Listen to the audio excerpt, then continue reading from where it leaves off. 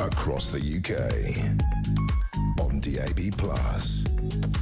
on YouTube, on your mobile, and on your side. This is Talk.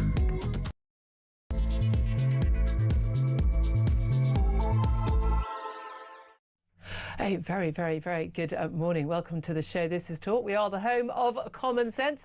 And whether you are listening on DAB Plus radio or you're on your smart speaker or you're watching on YouTube or you're on your connected device, it is absolutely fabulous to have your company today. Don't forget, if you miss anything of the show, you can go to my YouTube page. We call it the Julia Hartley-Brewer Show. Got no excuses for not being able to find it. Hit subscribe and you never have to miss a thing. Coming up in this hour in just a moment, we're going to be joined by the Conservative Party leader, Kemi Badenoch. We'll be talking to her about all things at home and abroad. We're also going to be discussing Donald Trump's promise to drop those tariff threats to the UK and Europe over Greenland, his U-turn on seizing Greenland by force. But what exactly is this deal over Greenland? Also going to talk about kowtowing Keir Starmer and his visit to China. It's going to happen next week. And what a surprise, comes exactly a day after we found that announcement, after the announcement of the China mega embassy getting the go-ahead in London, despite all the security concerns.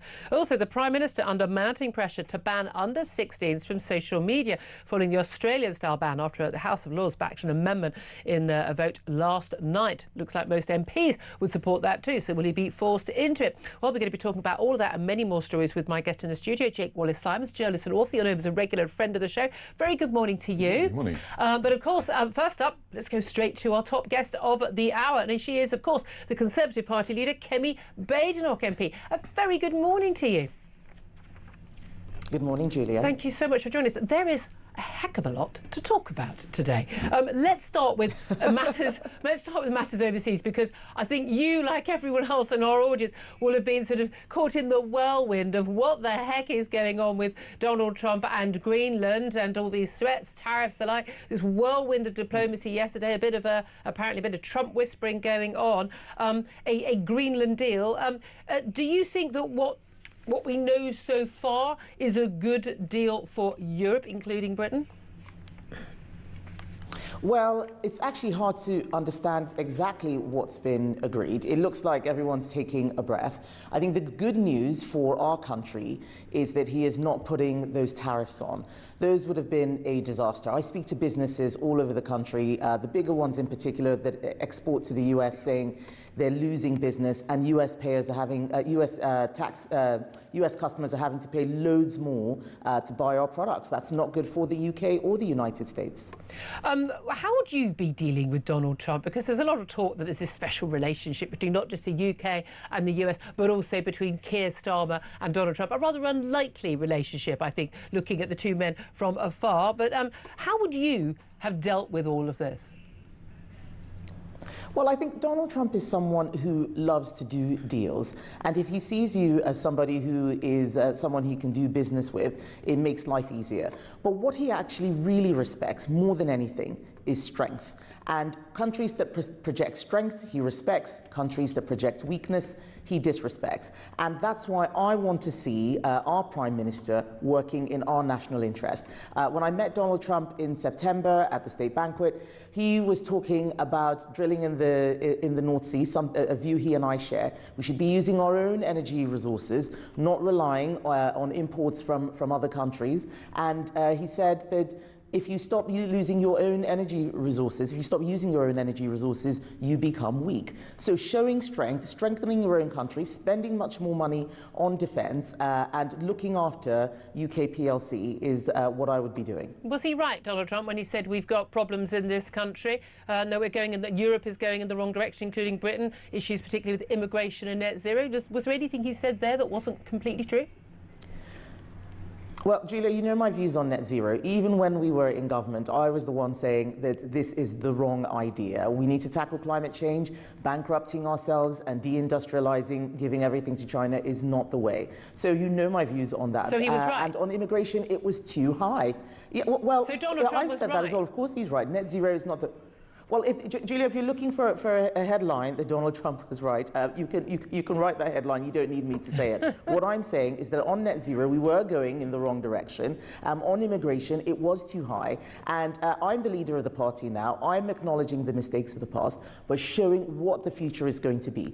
I heard you talking with Jeremy about the Convention on Human Rights. You know, we're now leaving the Convention on Human Rights if Conservatives come to government. We will have a proper human rights framework that works in our national interest and looks after people, rather than one that lets people come here from all over the world and stay here, get benefits, and impossible to deport them. That's not what we want to see. Well, you mentioned the European Convention on Human Rights there, and that ties into this extraordinary vote yesterday, the Troubles Bill by the government, which is basically removing the conditional immunity that veterans who fought in Northern Ireland have had from prosecution. Senior figures in the SAS, veterans said, look, this could risk lives. It's an absolute slap in the face for those who did fight there. You've expressed concerns about how much this could damage soldiers in the here and the now. What is your big concern about this?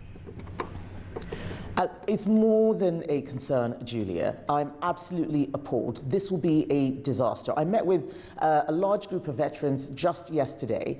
It isn't just the veterans who are upset and worried about this. It's serving soldiers. Young people will not join the army if they think that they're going to be hounded through the courts. We have elderly people being hounded through the courts. We put in legislation to protect our veterans. Keir Starmer is standing against them. And we had a vote yesterday to protect them. Conservatives voted to protect veterans. Keir Starmer, Labour, voted against. Nigel Farage didn't vote.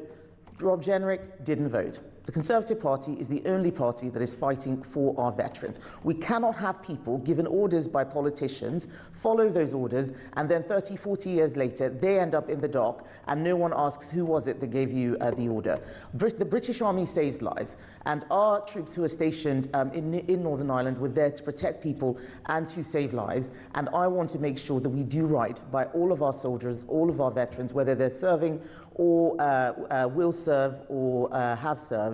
I want them to know that the Conservative Party has got their back. Well, again, let's talk about defence. And you mentioned earlier that Donald Trump, respects countries that are strong. Right now, we sort of, we talk the talk, but we don't really walk the walk, do we? And one of the interesting points a lot of people were making about Greenland, interestingly, was, actually, the Danes or even the European Union can't defend Greenland. We're not really right now able to completely defend Ukraine on our own without American help. Do we need to spend more on defence? You've committed to spending more, but let's face it, every former defence chief we've had, and even the current ones, are saying we need way more money spent than even you and Farage and others are suggesting. We're talking about minimum 5% of GDP right now, today, and none of that money being spent on paying Mauritius for the Chagos Islands or anything like that, being spent on hardware and on fighting forces. Would you be willing to do that, and where would you get the money from for that? So one of the things that I've been talking about is how Labour is all about welfare.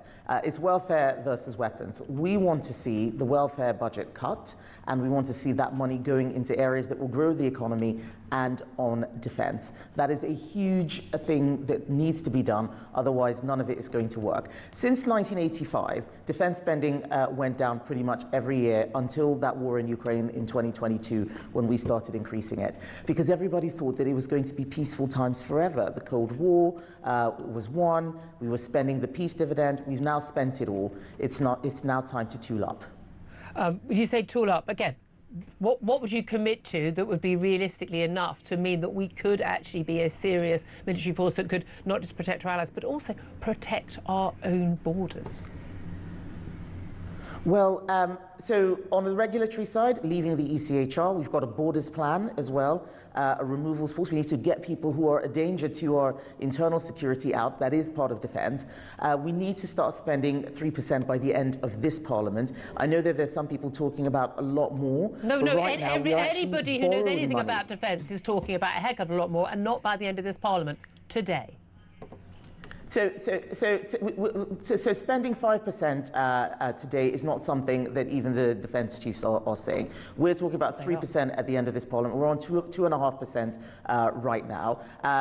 The fact is, we're not growing. Where is the money going to come from? This is not even just about public spending. We are borrowing. We are borrowing to pay welfare. We need to cut the deficit. We need to cut all this borrowing down, and that means cutting public spending. We are looking at a plan to get to 3% by the end of this parliament. That is the most ambitious plan. Labour's plan is 3% sometime around 2034. That's absolutely ridiculous. But we need to be realistic about where the money is coming from now. We have spent a lot of time living off the peace dividend of the past. It's time to focus on the future. OK, and just on specific issues that have been in the news the last couple of days, would you veto the approval of the Chinese mega embassy just across the road from our studio right now? And would you veto the giving away of the Chagos Islands? Yes and yes. We're calling that Chinese super embassy a spy hub. I mean, we're actually having to move cables away because of security concerns about spying. That's not something that should be allowed. And it doesn't matter that some people are saying it'll be fine, we'll be able to manage it. Do you remember Huawei? We had these same concerns with Huawei, and the security analysis was that it would probably be fine. We ended up having, but that was based on the advice. It's not politicians who do the. But this is what I'm talking about. It's the security advice. David Cameron is not a security analyst. We get advice from the security services, and they tell us this is what we think you should do. Now I'm saying we should take a political decision not to do it. That sometimes even the security advice ends up being wrong in hindsight. We took that advice. We ended up having to strip out Huawei from our infrastructure. Keir Starmer is now saying, oh, well, the advice says this. I am saying that it's time for politicians to bring the politics into it, think about the risk, take the politically right decision, not just the advice that looks fine today but will be out of date tomorrow. Would you be visiting China next week, as the Prime Minister is doing? Not until we resolve the issues around the case of Chinese spies in Parliament. Remember the case of the alleged spies. That's something that should have been seen through. China, as our security services have said, attacked our country in all sorts of ways, cybersecurity and so on. We've seen many companies suffer from that. There's a lot of intellectual property theft. It is a country we trade a lot with, but they have been an economic threat. They have been a threat to us. We need to make sure that we deal with those issues before we pretend everything is fine. Okay. And, on Chagos as well, that is a deal that benefits China, paying Mauritius £35 billion. That's money that should go into real defence to keep, to keep territory we already own, but surrender the sovereignty of it. That's completely wrong. OK, let's talk about things closer to home. Keep a base on territory you already own. Well, indeed. A vote last night by the House of Lords, an amendment to a schools bill going through Parliament. The Lords have voted for a ban on social media for all under 16s. Lots of pressure being put on the Prime Minister. He's already said he's going to open a consultation on that this week, following the Australian ban on the very same thing brought in December. Would you support a social media ban for under 16s? Julia, that is my policy. I've been banging on about it for ages, and that was a Conservative amendment. It wasn't just a Lord's amendment. Okay. It was a Conservative amendment. Lord Nash put that down. That is something we want to see. I think we'll get another U-turn from Keir Starmer, but I was absolutely delighted that we won that vote. Those platforms are designed to be addictive. They're for adults, not for children. Companies should not be profiting from children's distraction or anxiety. I agree with all of that. I've got now an adult child. You've got 3 children under 16. But you opposed compulsory digital ID because, we don't want people. We're not a papers, please society. We don't want people having to constantly identify themselves as adults. How do we identify who children are on social media or on their phones unless people can identify that they're an adult? In which case, you've basically got, because people are on social media, pretty much everybody, compulsory ID. So there are. I'm completely opposed to mandatory digital ID. You're right, but there are other ways, and this is one of the things that we need to now start talking about. There's facial recognition, where the data is not kept before you set up the account. Looking at the face of the person who is setting it up is one option. We should explore that. I don't know if that's right or wrong, but things have moved on from the technology of even 5 years ago, let alone 10, 20 years ago. But that doesn't allow anonymity. The fact is this. What about Iranian protesters who want to get their message out about the slaughter on the streets of Iran? How would they be able to do that if they had to identify themselves? Julia, I'm interested in British children. I'm interested in British children and keeping them safe. I had a cousin who killed himself because he was spending a lot of time on social media and got radicalized and saw things and started believing things that were not true. This is a very serious issue. There's always a reason why we shouldn't do certain things, but I believe that this is the right thing. Social media should be for adults. Iranian protesters are not children. They are adults, and there will be ways. I think we should look very carefully to make sure that we get that balance right. What I want is freedom for adults, protection for children. But you can't have freedom for adults, protection for children, unless you can identify who is who. So if you're under the age of 25, you go in a supermarket, you want to buy alcohol, not under the age of 18, under the age of 25, you are likely to be asked for ID to prove your age. Are we not, by the back door, going to be opening the way for governments to decide these things? I agree with you. I don't want kids on social media under 16. But I also think we've got a lot of power. Governments around the West could be pressuring these companies to have algorithms that don't direct. I think these things are dangerous for adults as well as children. Anorexia and suicide and goodness knows what else. Extremism, Andrew Tate, you name it. But Julia, here's the thing. If we're worried about protecting anonymity, let me tell you now. Those social media companies know everything about us. TikTok knows more about the children in the UK, that's a Chinese company, than anything the government has ever done. That, for me, is a real problem. In 10, 20 years' time, if we don't do this, China is going to know everything about our young people as adults, who their friends are, what they like, while we've been sitting twiddling our thumbs, having arguments about how many angels can dance on the head of a pin. Let's get serious. We could just ban TikTok. Well, yes, but it's not the only social media platform. Okay, all right, but that's the one owned by the Chinese. Let's talk about just party affairs. You've said, when anyone asks you about Robert Jenrick, and he was in the studio only about an hour ago talking to my colleague Jeremy Carr, you always say, no, Robert Jenrick is Farage's problem now. He's not my problem. You got rid of him. How much of a problem was Robert Jenrick to you on a day-to-day basis while he was still in your shadow cabinet? Well, it's become clear that actually he was spending his time undermining the party rather than supporting the party. He would not use the word Conservatives. He had left the team, really, and what I'm trying to show is that the party is about public service, not self-service. If you're here just because you want to be on telly, this is not the party for you. We need people who are going to be focused on making people's lives better with better policy, better arguments, getting out there, campaigning. OK. Are you glad to be shot of him? Well, I am happy that my team is more united than ever. I have a great new Shadow Justice Secretary in Nick Timothy, somebody who was scoring runs for the party, managed to get the West Midlands police officer gone. That was all Nick. I'm really proud of what he did. That's the kind of thing that I want to see my frontbenchers doing. But you said you didn't think there'd be any, last week there wouldn't be any more defections, and you immediately had Andrew Rossendale, again, another frontbencher, defecting. I said there would be no defections from the Shadow Cabinet. People are twisting my words. Okay. I was asked, will there be defections for the Shadow Cabinet? And I said, absolutely and not. you said this week, if you're going to go now, are you expecting anyone else to announce before the weekend?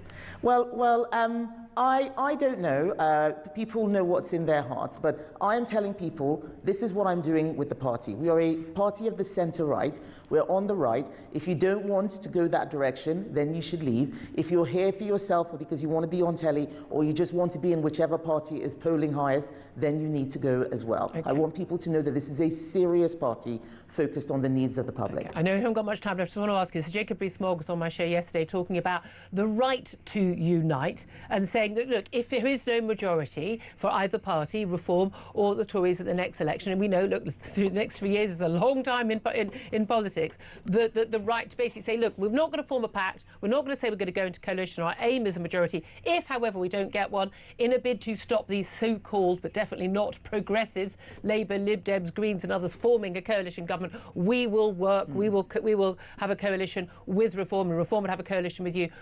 That would be the right thing for the centre-right, wouldn't it? Well, we are the party of the centre-right. I mean, Mr. Jenrick was on your show this morning saying that he wanted Labour MPs to join Reform. That's not uniting the right. He's asking the left to join Reform because they are a populist party. They're telling everybody, whether they're left or right, whatever it is they want to hear. And what I'm saying is that we need people who are authentic Conservatives. Reform have said that their ambition is to destroy the Conservative Party. Nigel Farage has said it. A lot of his acolytes have said it. You know, they are a one-man band trying to destroy the Conservative Party because they're angry about goodness knows what from the past. But I don't have time for that. All of this psychodrama, enough. I want people to know what the Conservative Party is offering. This is our offer at the election, and we hope that the public will believe that we are the only credible alternative to Labour. But you've got so-called authentic Conservatives in your party who think the Brexit was the wrong thing. They try to fight against the outcome of a democratic vote, the biggest in British history, and they think that we shouldn't have national sovereignty. A lot of them, I mean, don't even think that we should have limits on immigration for good. They want, you know, I mean, are they true Conservatives? Are they authentic Conservatives? Julia, remember that Boris Johnson removed those people who didn't want Brexit and who were trying to stop it from the party back in 2019. I'm very proud of Conservative MPs. I have a great team. We are one family. Yes, sometimes we have differing views. We are not a dictatorship, but we're also not a one-man band. That's Reform. We are a party where you can have views, but I'm the leader and I'm the one who sets the policy, and I think people know where I stand. Just finally, on an issue I know it's close to your heart and my heart, which is where women's rights, when they are trampled on by so-called trans rights. The government appears still to not have accepted the Supreme Court ruling last April that made it very clear what the law was regarding to single-sex spaces. You were Equalities Minister when under the Conservatives in power. Do you think that Keir Starmer still believes that only 99.9% of women don't have a penis, in which case 0.1%, roughly 30,000 of us, do? Yes, the fact that he even said that shows what an odd man he is. To be honest, I don't think he knows what he believes. He's all over the place. He's like a plastic bag blowing in the wind. Wherever the wind takes him, that's where he goes. The Conservative Party has been very clear that biological sex is the only definition of sex that is relevant for the Equality Act. The Supreme Court has upheld that. But it's not just Labour that's doing this. You know, in Scotland as well, the SNP doing a lot of nonsense. I was up there last week speaking to Sandy Peggy. You know, we had the success of the Jennifer Millay case. It's mostly nurses, actually, in the NHS who seem to be bearing the brunt of this. There's a problem in the NHS, and Claire Coutinho, who's the Shadow Minister for Equalities, is doing a lot of work on that to bring this out into the open. OK, we've covered a lot of ground. Now I have to let you go. Kemi Badenoch, great to have you on the show. Hope you'll come back more often and talk to our audience. I'm sure they'd like to hear more from you. Conservative Party leader Kemi Badenoch, thank you indeed for joining us. 10:24 is the time. Love to hear your thoughts on what she had to say. Love to hear your thoughts on all the big stories. I've not put out a question today. Normally I read like a specific question. I'd like to hear from you as well. You usually know the phone lines are always open for you to talk about whatever you want. But there is so much around today, whether it's the Troubles Bill and the betrayal of veterans, whether it's what's going on with Greenland, the Board of Peace ceremony that Donald Trump is holding right now at Davos, whether it is a social media ban for under 16s. You name it, I want to hear from you. Give us a call, 0344 499 1000. Text the word talk and your message to 87222. Get in touch with us on X at talkTV. Calls are charged at the national rate. Your text costs one standard network rate message. Do get your calls in. Up next, going to talk to journalist and author Jake Wallace-Simons joining us in the studio. This is Talk.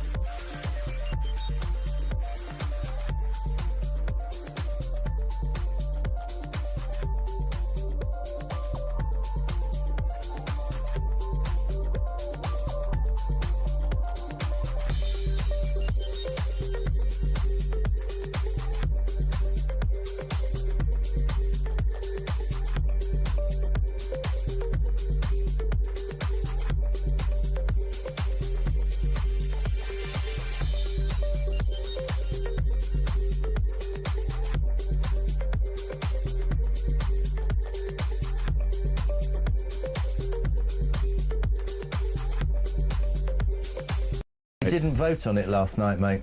No, in Parliament there's something called being slipped, which is where you pre-agree with the whips that you got something else and you can't do it. The last Conservative government took a very long time to pass a bill which granted a degree of immunity to the brave men who fought in the period of the Troubles, so they didn't have to spend the last days of their lives being hauled through the courts or waiting for a letter to drop on their doormat, telling them that they were now in danger. And the Labour government, for reasons I think none of us can fathom, decided to unwind that.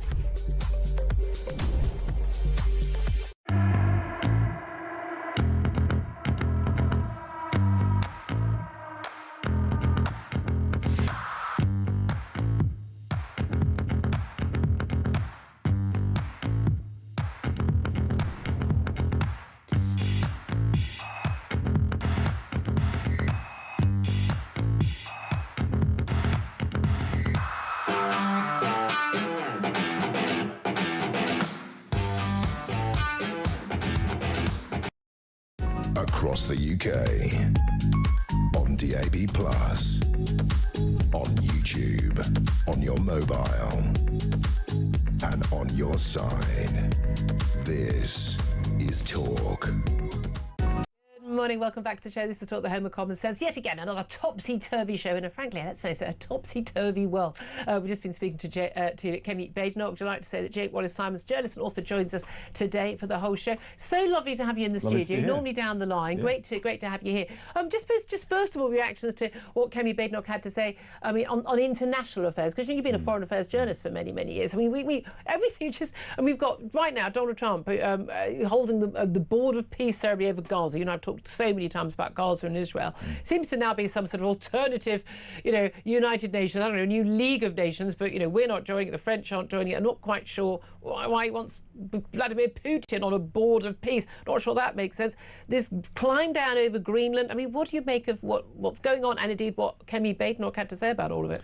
Well, there's just a huge swirl of events all coming at us at once, and Donald Trump seems to be at the centre of the storm. I mean, Greenland, for a start, is just, to say it's unprecedented, people use that word a lot with Donald Trump. Greenland, It really is. I mean, a NATO ally behaving towards them with such belligerence, and yet he seems to have sort of climbed down in a way. He's got the deal which he could have got much more easily, really, without shaking. And he had, since 1951, he's had the right to put bases on, but I think the idea is now that the bases will be treated like our British bases in Cyprus, as basically US territory. Actually owning the territory. And the big sort of elephant in the room is the rare earth metals. Greenland has the 8th biggest deposits. But apparently a very long way down in ice, yes. Yeah, I mean, he called it Iceland a few times. He called it a big hunk of ice, big beautiful hunk of ice, or whatever it was. I've got to be honest, I'm not entirely sure that he absolutely knows where it is. Do you remember when he was being his big? Do you remember when he did his big stuff about the deal over Gaza, and he was praising Qatar. Qatar, they're living with this. They've got the guns on their the borders, and you think, have you got a map of the Middle East? Qatar's nowhere sodding near Israel and Gaza. Yeah, you just felt the Icelandic people just going, my God, does he actually mean us? Yes. In reality. He also called Azerbaijan Azerbaijan, which was quite a funny moment. Fair enough. But yeah, I mean, there's a lot going on. I think the thing is that you take a step back of the dust settles on the Greenland issue. Everyone breathes. Everyone breathes. But what he has done is shaken up the European defence complacency once again. He obviously feels that even now, after so many shocks to the system from the White House, they're still resting on their laurels. They're still not committing enough money to their defence. Do you think that was his aim? I don't believe for a moment that was his aim. Well, He's giving us a little short who knows what his aim was? I mean, that's certainly part of the mix. I think it's a whole combination of different instincts in Trump. It's all animal instincts. It's all about strength, as Kemi was saying. It's all about strength. It's all about projection of strength. It's all about power and deals. And the Europeans, that's not how we think. No, but this is the thing. He's been making the point, and quite accurately, that if they want Greenland, I mean, it's 57,000 people and a bunch of huskies, I imagine, in some nice, pretty painted houses. It looks utterly grim. By the way, one of these people don't talk about it. For years, it's been in the news. Greenland, I mean, again, it's one of those countries that has a massively high suicide rate, as many in the Arctic Circle do, but also a huge, I mean, this is the most horrific thing, a huge rate of child abuse. 40% of young people in Greenland have been victims of child abuse. This is not a happy country. There's talk now of sort of, $1 million per inhabitant to say, can we have you? I've been saying for weeks, this is a good offer. If I lived in a hellhole like that and someone said, $1 million, you could be an American citizen, thank you very much, I'll take my check, please. Well, what I want to know is it possible to, as a Briton, to go and live in Greenland and then take the money? Yeah, absolutely. Please. But this is the thing. When he says that we could just take, of course they can. And all this sabre rattling from the EU, bazooka, trade bazooka. Yeah, okay. You've got your trade bazooka, you could hit tech companies. But at the end of the day, there's absolutely sod all that the Europeans can realistically militarily do about it. In the same way, we're not actually able to fully protect Ukraine without America's help. Wake-up call. Well, we can't even protect ourselves, frankly. I mean, I think that's really the sort of the theme that runs through all these different stories is European weakness and American strength. I mean, in his speech in Davos, Trump took Emmanuel Macron as a particular whipping boy, mocking his sunglasses. Oh, fair enough, though. Putting on his French accent and sort of just totally taking the mickey out of him consistently. He also had a go at Starmer and how he's got to get control of our country, again, totally fairly, on net zero, on other things. And when it came to the Board of Peace, when there was objections about having Putin, Qatar, Turkey, China on that board, so-called, of peace, Trump said, well, what am I going to have, a load of babies? So he sees the Europeans and Britain as babies. And frankly, we've given him reason to see us like that because of our pathetic spending on defence. But he takes countries like Egypt seriously, and that's bizarre. But I mean, putting Vladimir Putin... Apparently Vladimir Putin hasn't said yes, but putting Vladimir Putin on the board of peace. I mean, is he taking the mick? I think he is taking. I mean, Vladimir Putin takes the mick all the time. I mean, there's stronger language I'd like to use, but I can't likewise, on there. But I mean, he's just sitting there. He and Xi Jinping right now, for the last week, for the last year, they have just been laughing at us. Yeah, well, that's absolutely right. I think that, I mean, the thing is, though, that the Board of Peace is a crazy idea. I mean, it's a good idea, but then to have all these bad actors who have different agendas to the democracies on the Board of Peace is bizarre. And yet I still wonder whether, I mean, this seems like the only time Starmer's been in favour of Brexit, of leaving an international institution, turning up the possibility of influencing it from the inside, which we were supposed to be doing in the EU. He's left it. I wonder whether he's leaving himself out of the next step of history on the outside in a failing UN, which protested far more loudly about Gaza than about Iran recently, thus showing, displaying its prejudices to the world. The UN is failing in part of the past. Is the Board of Peace the future? No. I don't know.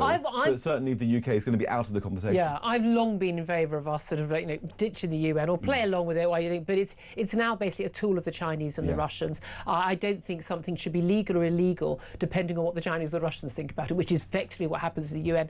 They've got all these banana republics in their pockets and they're using them in votes against us, using them on the ICJ of the Chagos. They're using them to batter Israel. This is a busted flush. It is. I'm in favour of a new League of Nations of democratic nations. Absolutely. Only a democratic. If you are not you don't have a proper free democracy. I don't give two hoots what your opinion is on anything. You're not equal. If you're not a democracy, you're not equal. You don't deserve to be in the room in the same way. But we're ruled by people across most of the Western world who are moral relativists. They think that it's like Maduro in Venezuela. It's a nation state. He's a drug lord, criminal murderer. I mean, I Iran couldn't give two hoots about him being arrested. Iran was chairing the Human Rights Council in the Saudi Arabia was chairing the Women's Rights Council. I mean, hilarious. Come on. But the funny thing about the Board of Peace, though, before we move on from that topic, is that you can join for 3 years upon invitation. You can upgrade your membership for $1 billion to a lifetime. So you get a little tick. You pay by credit card, and now you're a lifetime member. It's hilarious. Brilliant. Oh, well, Tony Blair's going to be on it. He's got a spare billion, hasn't he? There's loads more I want to talk about, including stuff back at home, which really, really matters. The Troubles Bill, but also social media ban for under 16s. Again, I'm in favour of that in theory. And yet, in practice, there are, as I put to Kemi Badenoch, there are a hell of a lot of issues. We could pave the way to a lot more trouble for the rest of us. Whenever people talk about we're doing this to keep people safe, we've heard that for quite a few years. How's that been working out for us, folks? We're going to talk about that up next. We're going to take your calls. As I said, the phone lines are open. Give us a call. Whatever you want to talk about, you can get on air. 0344, well, within reason. 0344 499. I don't want to make that mistake. 0344 499 1000 is the number to call. This is Talk.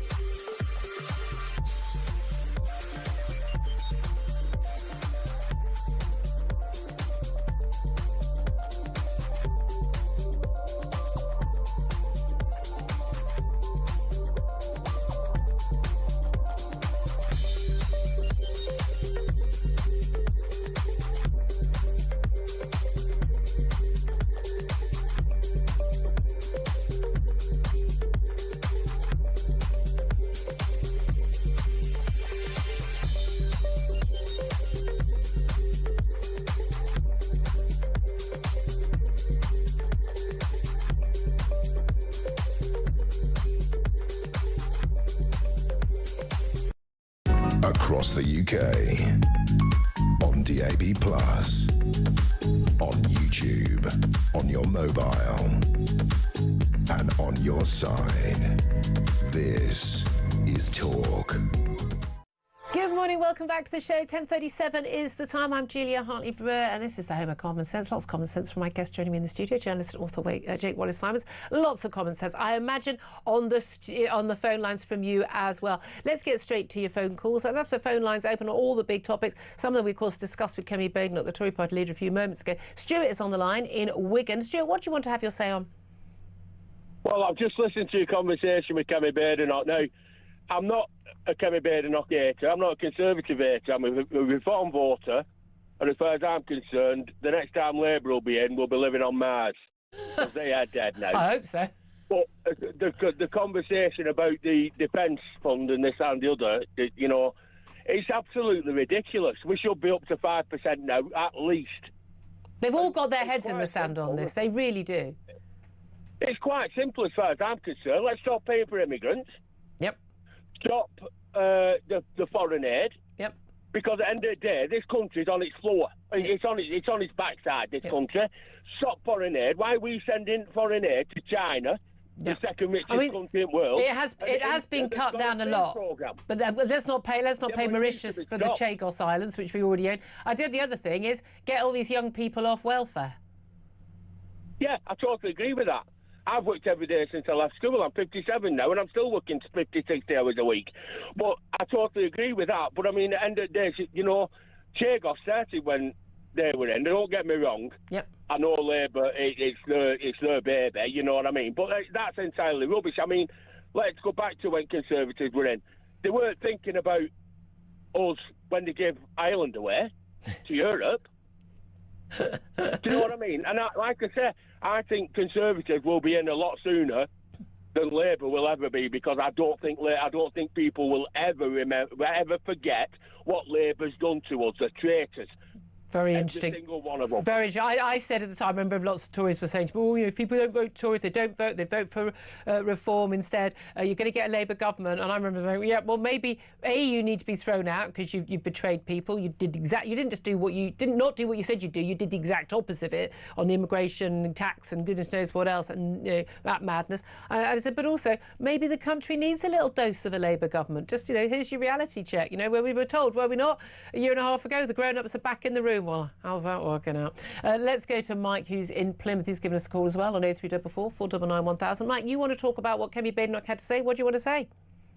Thanks, Julia. Yeah, I really agreed with Kemi. I like her a lot. I found it very difficult to disagree with a lot of what she says. In fact, most of what she says. But like a lot of ex-Conservative voters, and I'm 35 years in the Royal Navy, I'm right of centre normally, and historically always been a Tory voter.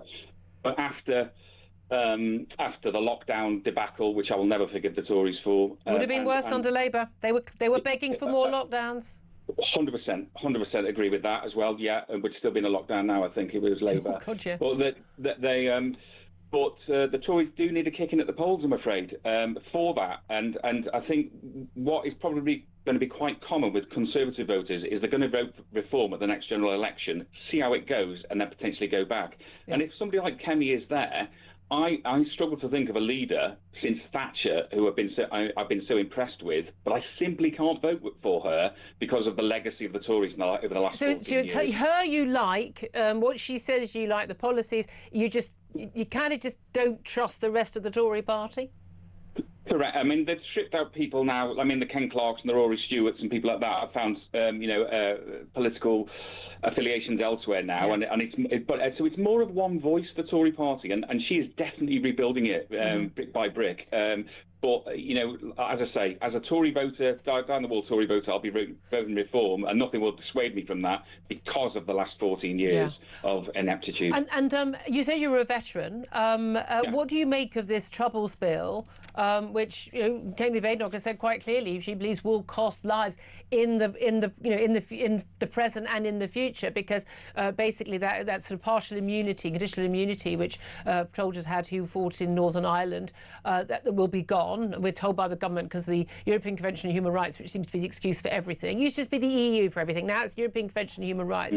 And she's saying, look, this is going to impact people on the battlefield, in the future, which say, hold on a minute, I need to do something to save someone's life in a split-second decision. Do I want to do it because I'm going to face prosecution for murder in years to come? And that this would actually have an impact. As a veteran yourself, what do you make of those comments?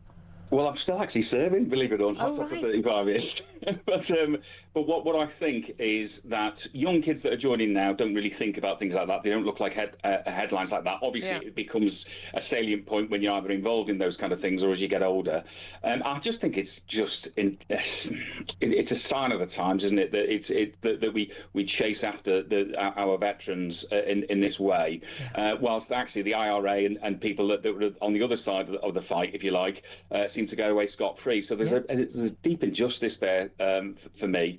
But it's just quite sad the way that's going. But I do like her stance on that. Again, Kemi, thumbs up. I'm particularly. Particularly impressed by her, really. Okay, well, there you are then. Kemi Badenoch, if you're still listening. Mike's a fan, but still not quite sure about the vote, which is really interesting. Mike in Plymouth, thank you very much indeed.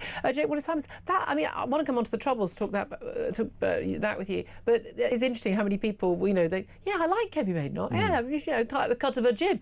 But I don't trust the party anymore. And as I put it, there are still a hell of a lot of people which you consider, to be, true Tories, genuine Tories in the party. But in fact, they'd be better off with a yellow rosette on them, or frankly, a green rosette. Yeah, people like Mike obviously gave the Tories a kicking in the last election, the kicking of a generation, but they still haven't got the anger out of their system and want to give it to them again. And yet there's probably a few more years until the next general election. And Kemi, having won his heart in terms of her own leadership, now has to rebuild the party and make it a convincing proposition. Nick Timothy replacing Robert Jenrick is a brilliant move. Well, you've been doing a lot of work with him, I know, over the Maccabi Tel Aviv case. Absolutely. He's a great emerged operator. as an absolute hero, stalwart in the Tory party.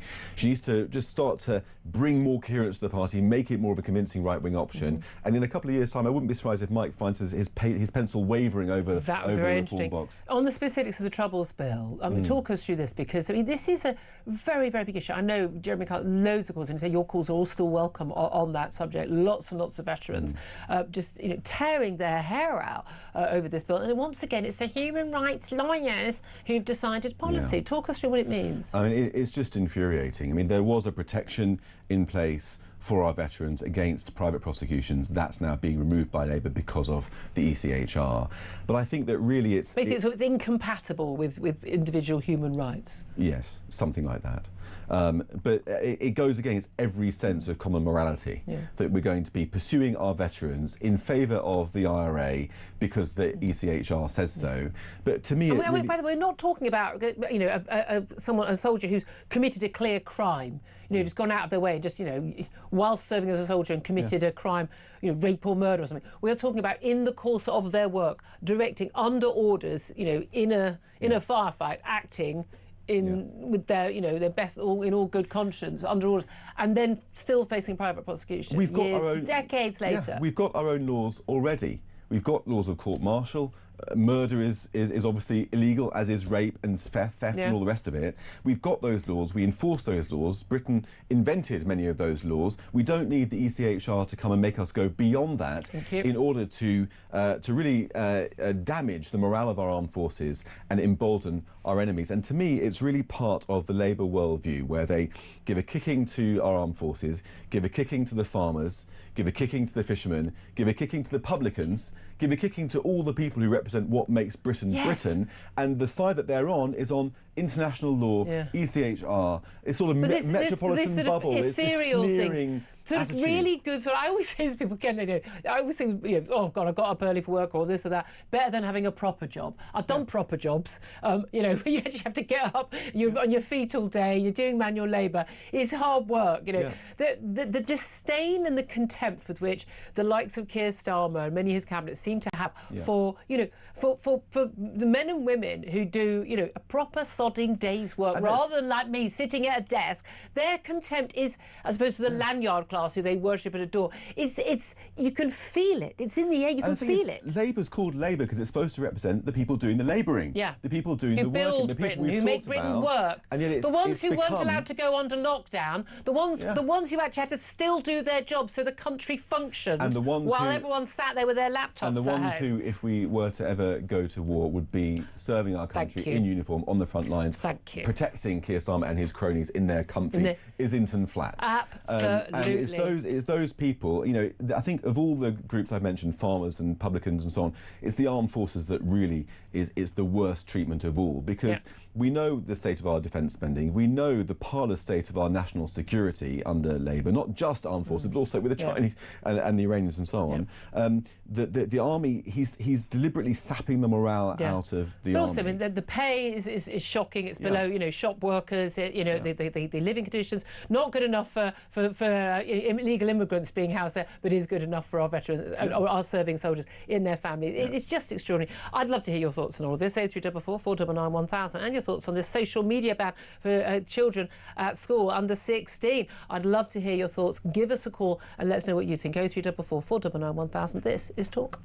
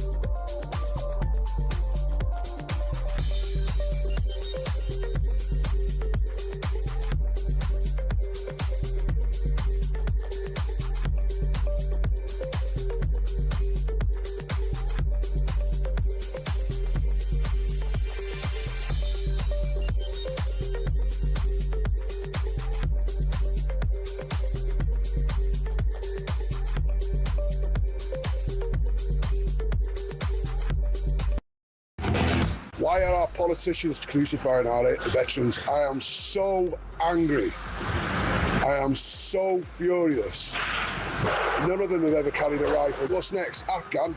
Iraq? Hey? No shame on these people. Disgrace. These are men and women who put their lives on the line for our country, and we've got a government who thinks it would be a good idea to prosecute them. This is the same party that's gladly going to sit around the table with Jerry Adams and IRA leaders who blew to smithereens people's lives, their homes and their businesses for many, many years.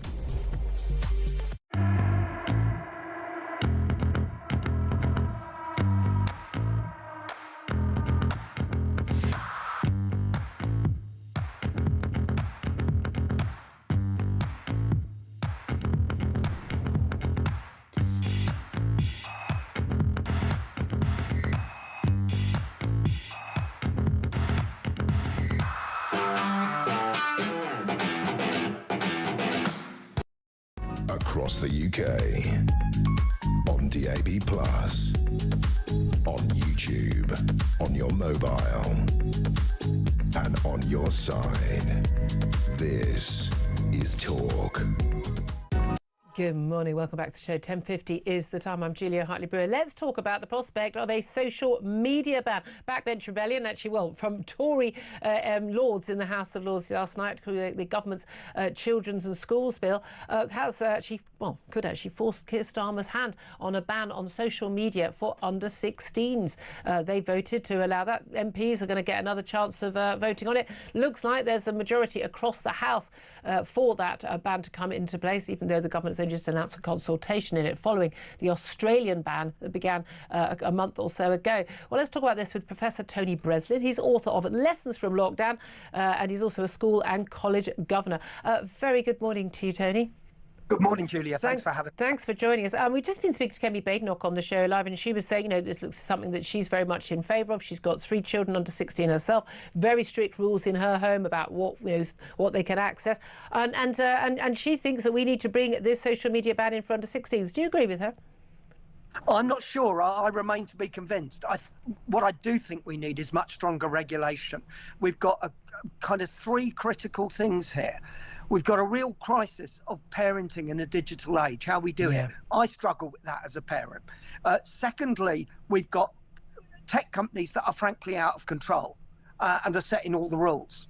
And thirdly, we've got this fantastic technology that allows us to connect and engage and research and understand in ways we never have before. I'm not convinced that some kind of blanket ban is the right move, and I'm always worried about law made on the back of moral panic. Yes. Let's research it and do the right thing, which might be a ban, but let's make sure we're getting it right. And this is the thing. Everyone was saying, well, we'll wait and see what happens in Australia. No, will youngsters get round it? Are there issues, as I raised with Kemi Badenoch, about, well, if you can identify that someone is a child, then by definition you have to identify that someone's an adult. Well, how would you do that unless they give their ID? And we've already had a big backlash to that over the issue of, accessing sort of adult services like pornography, people getting, and particularly youngsters, free VPNs. They're available for free, as well as the rather more, there's more other ones which you pay for, which perhaps give you a bit more protection. But youngsters have a way of getting around this stuff. They understand this stuff way more than most parents do. And we could just end up, again, this sort of creeping idea of safety for kids ends up being effectively controls on adults. I think also it risks ignoring the multiple benefits that we can get from having the world at our fingertips.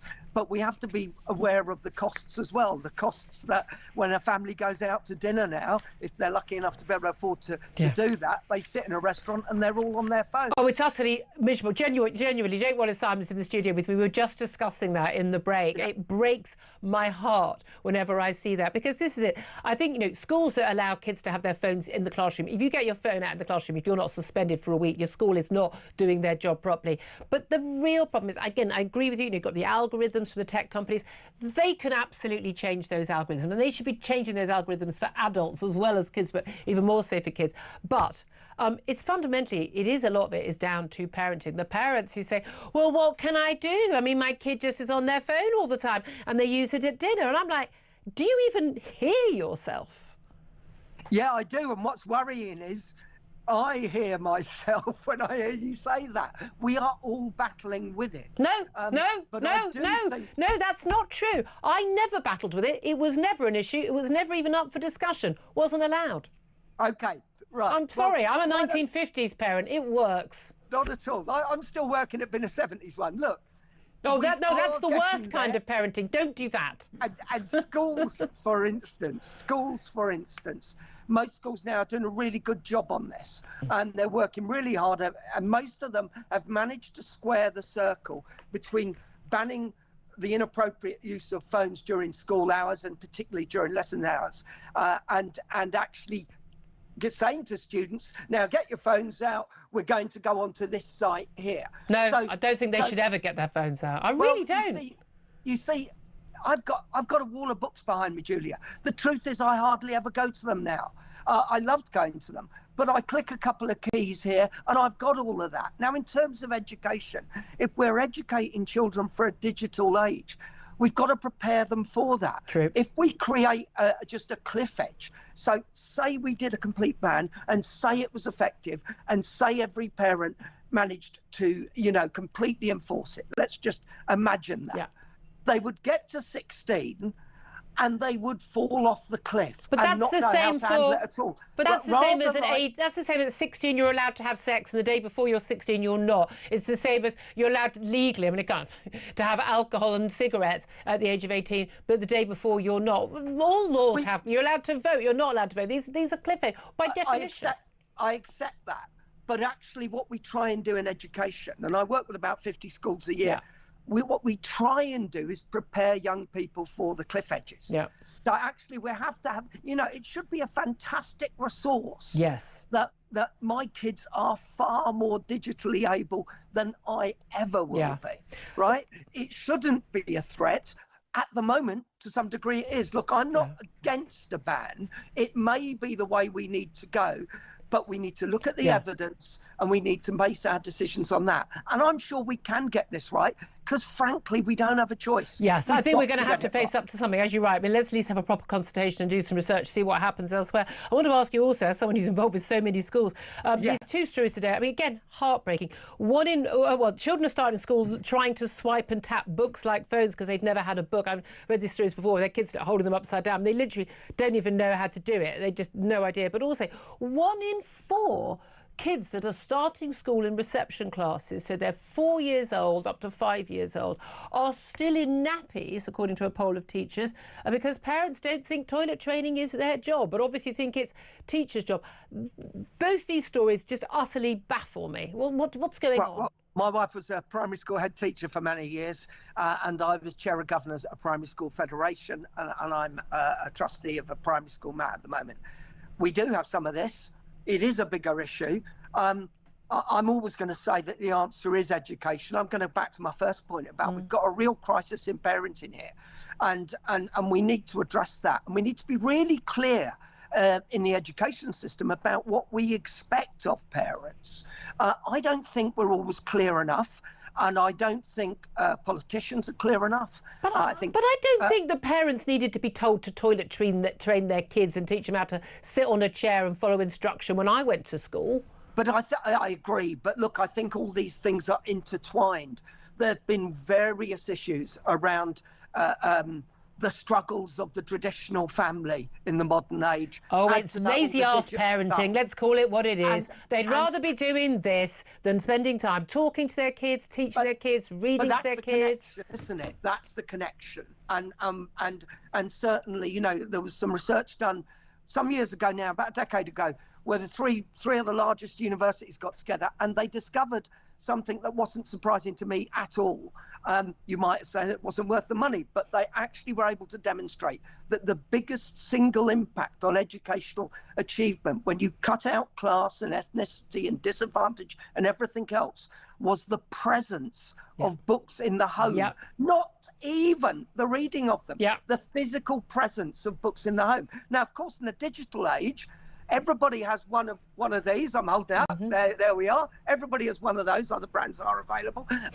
But do we get children enough to look with and interface with books enough? And how do we get books into homes and into parents? But then the National Book Trust, I think they hand out books, but people say it's about poverty. Libraries offer free books. I mean, it's genuinely, it's painful. Oh, Tony, we could talk about this for so much longer. I'll come back on the show again soon.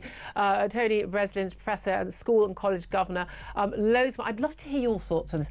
I mean, sorry for my language earlier, but I can't think of anything that makes me more angry than bad parenting. It's the root of everything that's...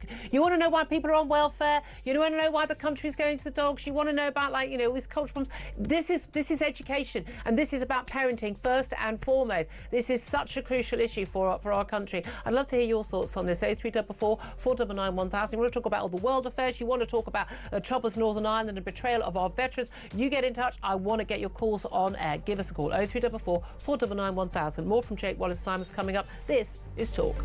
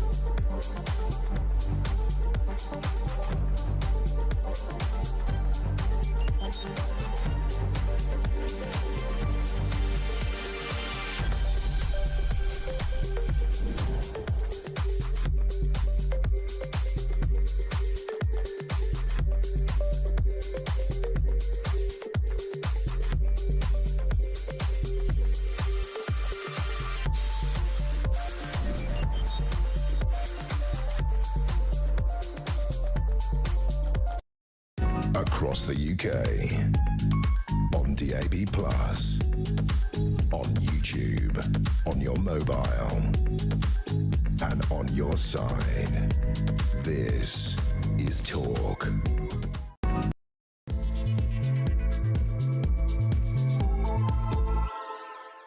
Good morning. Welcome back to the show. This is Talk, the Home of Common Sense with me, Julia Hartley-Brewer. Thank you very much indeed for your company. If you missed the last hour, you missed a rip-roaring first hour. Don't forget, you can go to the YouTube page, the Julia Hartley-Brewer Show. Really easy to find. You've got no excuses not to find it. Hit subscribe. You never have to miss a thing. You can see what we've been doing in the last hour, including talking to Kemi Badenoch, the Conservative Party leader.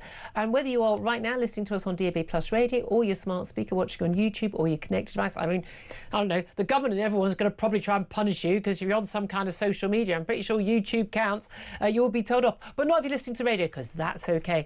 These are the same people who think that soap operas like EastEnders and Coronation Street are terribly, terribly bad for you. But if you're listening to the Archers on Radio 4, that's okay. It's still a soap opera, people. But anyway, we're going to be discussing what the hell has been going on at Davos. Donald Trump's promised to drop tariffs to the UK and Europe over Greenland. As big U-turn on seizing Greenland by force. There's some sort of deal that has been double. What is that deal? He's been announcing his board of peace for Gaza. Is Putin on it or not? And how can you have a board of peace for Gaza which involves a country that has just invaded another country? Going to talk about was it kowtowing Keir's trip to China next week, just days after approving China's mega embassy in London. And also the latest from the High Court, Prince Harry yesterday telling the High Court the media had made Meghan's life a misery, and also rejecting claims that his friends could possibly have leaked stories about him. No, it was the hacking, etc., that did it, not his friends leaking stories in his circle. Well, we'll talk about all of that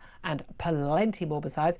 As I said, I've not got a specific question for you today because there is just so much to talk about, and I want to hear your thoughts on anything and everything, whether it's what Kemi Badenoch had to say, international affairs. A lot of you getting in touch about that veterans, betrayal, that's what Kemi Badenoch was calling it, involving the Troubles Bill in Northern Ireland, which will basically get rid of the sort of limited basically protection from prosecution that those veterans faced basically for what they did while they were under orders in Northern Ireland. And she has called that a betrayal. That's going to come into force because of, guess what? European Convention on Human Rights. It's always that, isn't it? I'd love to hear your thoughts on that, your thoughts on calls for a social media ban for under 16s. Do you trust it will only be for under 16s? Are there better ways of doing this? Why do we always have to move straight to a ban on everything? Give us a call. Let me know what your thoughts are. 0344 499 1000 is the number to call. You can text on 87222. Get in touch on X at talkTV. Calls and text cost your standard network rate. Delighted to say, still with me in the studio, Jake Wallace-Simons, journalist and author. You'll know him well as a guest on the show. I'm trying to have you in the studio with us. Where do we start? Can we just start? I know you do a lot of international affairs. You're a very, very experienced foreign affairs journalist, which has stood you in good stead in the last year doing covering things. But just on that social media ban, just talking to a professor. It seems like it always, when we talk about children, we always have to we go safety first and we go ban, whether it's whether it's the vapes, whether it's social media, whether it's phones, whatever it is. Ban, safety. Are you at all wary of that as someone who's got teenage children? Yeah, I mean, I think there's a deeper thing going on here, which is the movement of the responsibility for parenting from parents to the state. And we saw that with the children, with the story about the children going to school without even being toilet trained. I mean, use that term for a puppy, but they can't even, and unable to open a book. They think that they can just tap it in, open it. They haven't seen a book in their lives. And we see it again in the government having to ban social media because the parents aren't able to control their own children, raise them in a healthy environment to know how to use social media safely and responsibly. Do you think most parents can do that? I don't think most parents even know what social media their kids are on. In the background of all of this, there's two things. I think one is addiction, not just for the kids, but also for the adults and the parents. If you're addicted yourself, how can you then encourage your kids or show them how not to be addicted? And that's because we don't see social media as a toxic danger because it's so recently been invented and overwhelmed all of us. I genuinely had to sort of wean myself off. Exactly, it's difficult. But the other thing I think is lockdown, because lockdown turned social media and phones and devices for all children into something that some parents were able to limit, to suddenly it was the only way they could communicate with their friends and with the outside world. So it was open season for all devices. And then, 2 or 3 years on, you then got a whole cohort of addicted kids and addicted adults. And I think putting the toothpaste back in the tube after that is very difficult indeed. But the solution cannot be just to hand it all over to the government. We've got to restore our culture, restore our sense of parenting and our discipline over ourselves, over our parents, over our lives. And I think it's over ourselves first, well. because again, it's just so much easier. And you say, you see people in restaurants. And, I'm a very good, big believer. You're on a long haul flight. Everyone get your iPads out, headphones in, shush. Yeah. we're going to get through it. But again, sitting at the table, everyone's sitting on their different devices, no one talking. For me also, it's what kids are not doing because they're on their phones. When they're sitting in their rooms on their phones, or the worst is you see a bunch of teenagers and they're sitting around with each other and they're all sitting looking at their phones. They're not having banter, they're not learning social interaction, they're not, flirting with each other, teasing each other, they're not playing sport, they're not just learning in human interaction. And then everyone wonders why when they turn up, at university or in the workplace, they can't cope because they haven't learned any of these tools. This is an abject failure of the state. It's an abject failure of parenting. And you say, the state taking over a lot of the parents' jobs, and it seems to me like when you've got parents sending their kids to school who aren't potty trained, toilet trained, you are literally, you have millions of parents who genuinely are too lazy, who are quite happy to go, not my problem. I mean, the idea that you want to spend money on nappies any longer than you have to is utterly bizarre to me. But there are a lot of really lazy, bad parents out there. But it's part of a whole overall culture. There's a lot of people who are out of work, who are and kids being brought up in generations, in houses, families in which generations have all lived on the dole. So these are people where their world is defined by being given something for nothing. Yep. And it's only a small step from thinking, well, the state's paying for everything, to, well, why can't the state look after my kids? And, my kids aren't potty trained, that's that's the state's fault. My kids are social media addicted, that's the state's fault to deal with, the responsibility to deal with. But also, I don't mind my kid being social media addicted because they got me old phone or somehow, got off the back of a lorry. And I don't have to talk to my kids. Yeah, I mean, it's an overall cultural collapse. I think we've lost touch with our old values, our old community structures, our old sense of duty. We lost touch with it via the growth of the state and, of course, the rise of technology. But also hierarchy. I mean, genuinely, I really think this is a really big issue. The notion that, when you're a 25-year-old, you get to tell your boss where you work. Yeah. Whether you work from home or not, or whether you come in on a Monday because it's raining or you don't feel well. The idea that you get to decide whether or not your kid goes to school on a Monday morning because the idea that the parents can't tell the kids what to do. Yeah. I'm utterly flabbergasted by parents. I'm not saying I'm a perfect parent by any stretch of the imagination, but the idea that I wouldn't be able to say to my child, when she was younger, no, you can't have those sweets at the aisle by the till, and not expect a tantrum. I mean, I'm known in my local supermarket. People have got their kids doing that screamy tantrum. Are you in pain? Have you fallen? No. Well, then shut up. Be quiet. Yeah. And people go, no, seriously, I don't want to listen to it. Have you ever actually tried telling your kids, be quiet? Yeah. I don't want to hear it. Exactly. I mean, and then people think you're this terrible person. No, parents who do not discipline their children properly, and I've never hit my child, never would, blah, blah, blah, but parents who don't understand that they are in charge, and it's not just the state of affairs. It is a good thing that they are in charge because it is their job to raise a child into being a useful, happy, healthy, hard-working, contributing adult. That is your job. If you don't want to do that job, use contraception. It's freely available. Do not have a child, really. Yeah. But if you're going to do that job, you want to become a parent, you need to do your job properly. You really need to do your job properly. You have a duty to your child. The parents I know who don't do discipline properly, they spend more time telling their children off than the parents who do, because their kids don't know what the rules are. Yeah, I mean, there's a lot going on there. Do a whole 3 hours on this, guys. Yeah, I mean, partly we're still seeing the collapse or the inversion of authority that started with the sexual revolution. Everything was turned upside down, and we're still trying to work out where we are in terms of parenting and society and that. But also, I think we're seeing the collapse of social responsibility, one person to another. I mean, you being in a supermarket and disciplining somebody else's kid is anathema to most people in Britain. In We're our just totally day, siloed.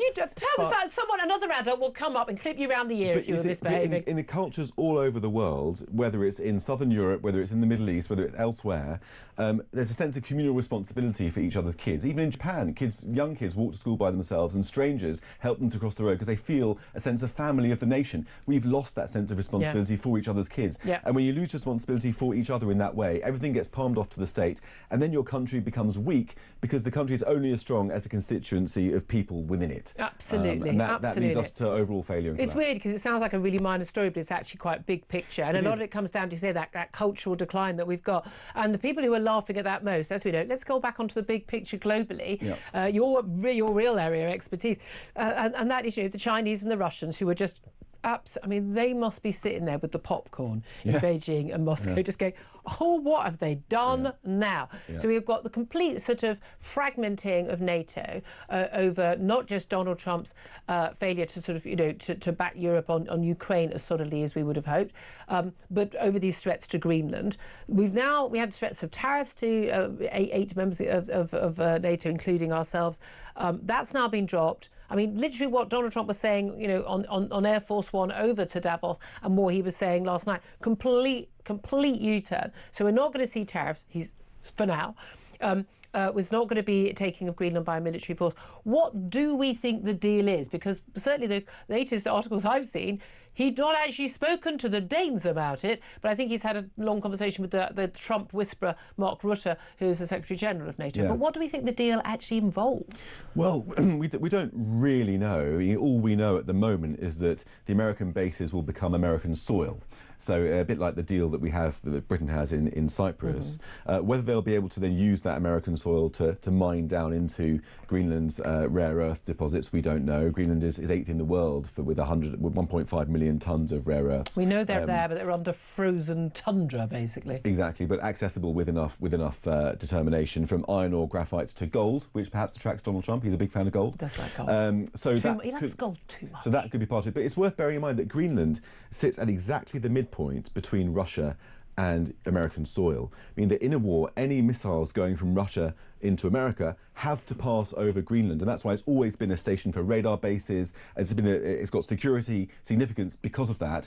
With Trump's Golden Dome idea, speaking of gold again, a missile defence. Well, explain what that is, because it's basically a version of the Iron Dome over Israel. Yeah. So in Israel, it's got a few different missile defence systems, but the most famous one is Iron Dome, which stops short-range missiles from coming in by shooting them out of the sky. Amazing. It's like shooting one bullet with another bullet. Technology they said could never work. Yeah. They managed to get it to work.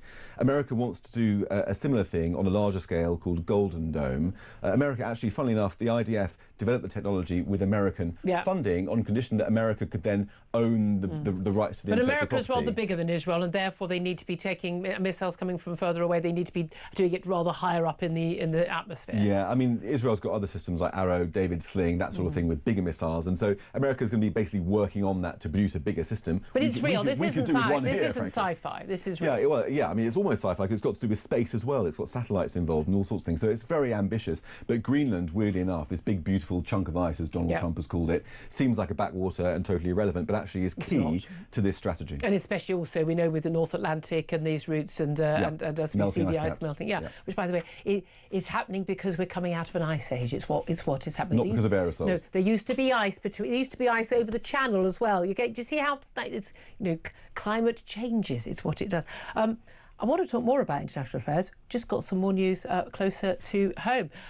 Andrew Gwynn, who was a Labour MP for Gorton and Denton in the northwest, he was sacked as a health minister a while back over offensive WhatsApp messages.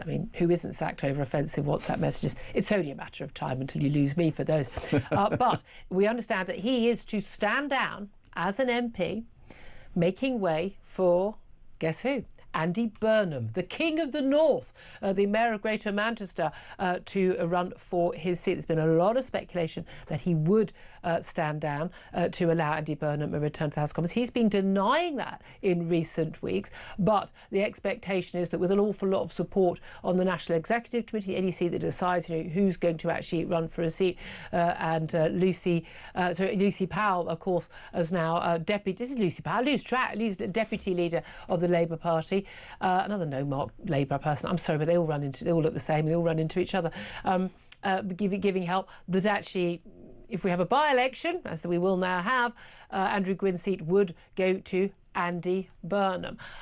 Your reaction to this, Jake Wallace-Simons, because the big thing about the threat to Keir Starmer after trouncing at the local elections, assuming any local elections go ahead, they're trying to cancel them all or they'll do badly, is that, well, the most one of the most popular people to stand against him would be Andy Burnham, but he's not even an MP anymore. Yeah, I mean, this has been a long time in coming. In fact, I had a conversation with a Labour figure just the other day. Wasn't it Clive Lewis who was talking about standing down to give Andy Burnham a run? And this Labour figure was talking about, there's any number of Labour MPs who are willing to stand down for the sake of giving Andy Burnham an in to challenge Starmer. So it's been a long time in coming. If I know about it, then definitely the government knows about it. You'd have thought. But it's interesting that Starmer hasn't been able to take strong action to stop this from happening in the same way that Kemi did with the defection of Robert Jenrick, who was on this programme. But ultimately, the Labour leadership, we've seen this again and again, I mean, often, especially with candidate selection, when there's an election that's been called, right, no, we're parachuting people in. Yeah. But there has been this concern that actually in a lot of the seats that in the Manchester area, actually red wall seats that have gone to Labour, but actually very likely to go to Reform, were there to be an election. I mean, Reform would throw everything at such a by-election. Tories, who were king, loads of Tory voters would go, right, whoever's will vote Reform. You know perfectly well they would if they got a chance to oust Labour from that seat. What do you think is going to happen? Well, I mean, I think it's very clear that Keir Starmer is gasping for his life. He's a wounded animal, and it's really a matter of when, not if, I think, the knife goes into his back or even to his front. There are so many people who want to get rid of him because he is probably the worst Prime Minister we've ever had. So bad. Is that an exaggeration? Worst Prime Minister we've ever had? I mean, did you see PMQs yesterday? Memory. Well, certainly according to the polls, PMQs yesterday, and lots of people say we had rather good PMQs. I didn't think it was Kemi Badenoch's best, certainly.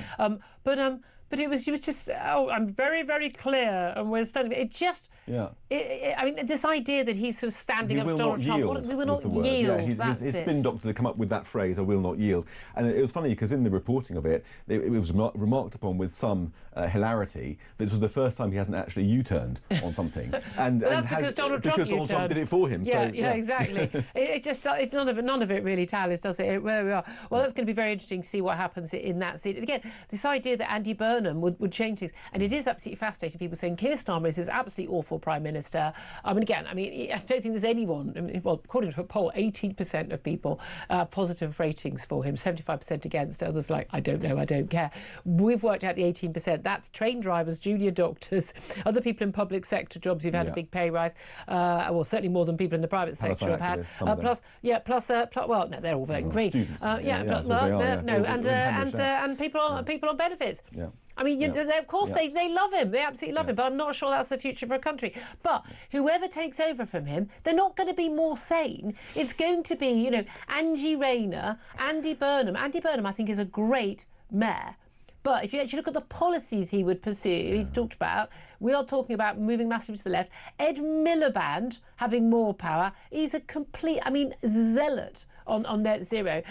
We are talking about things getting a hell of a lot worse. I'm talking about getting out of the frying pan, guys, into a very, very, very big inferno-like fire. Yeah. I mean, the thing is that the problem isn't the personality. I mean, yes, the personality is a problem, but that's not the core problem. The core problem is that they're all leftists, and they're going to drive our country into the ground, as the leftists always do. But they're not even competent leftists. Over the years. I could deal with competent leftists. And I just think back to the last general election, where the phrase I heard again and again when people were thinking of casting their vote was, the Tories have messed things up over 14 years. Let's give Labour a go. How much worse could it get? And now we're finding out. And I think we're going to find out that it could get a a lot worse than even we are today before it starts to get better. It's another happy Thursday, folks. Another happy Thursday. Yeah, nice and cheerful. 11:21 is the time. So much more I want to talk about with you. We'll come back to this in just a couple of moments. First up, though, it is time to find out how you could be in with a chance to winning a trip of a lifetime to San Francisco. Talk is giving away flights, a 3-night stay in a 4-star intercontinental hotel, and £2,500 in spending money, plus tickets to the Super Bowl to top it all off. Listen to find out how you can enter. For your chance to win, text TALK to 83338. Texts cost £2.50 plus your standard network rate. Or call 0343 418 7260. Lines close 22nd January 2026, 4 p.m. That's when you'll need to answer your phone if it rings. 18 plus, UK residents only. This is a network promotion. Full T's and C's at TalkSport.com. So for your chance to win, text TALK to 83338 now.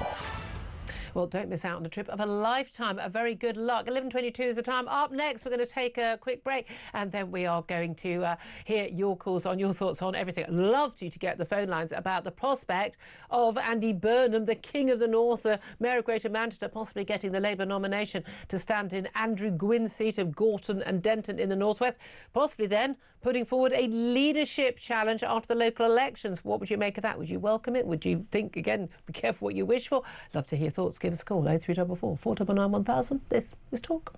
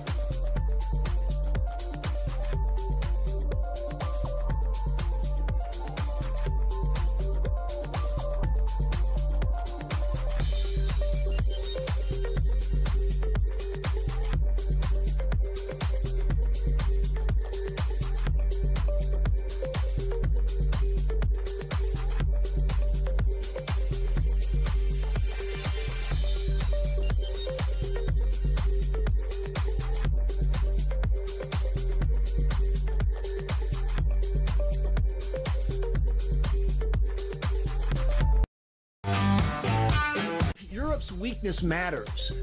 I'm a huge Europhile, whatever. I've done media in Europe for 30 years almost now. I love visiting. I love the people. I'm Irish by beverage, if not by birth. And the weak Europe is a problem for us. Because America, for all the talk of Trump and we're the only, the fact is China is a big problem. An aggressive Russia that ties with China and Iran and North Korea and who knows who else is a bigger problem.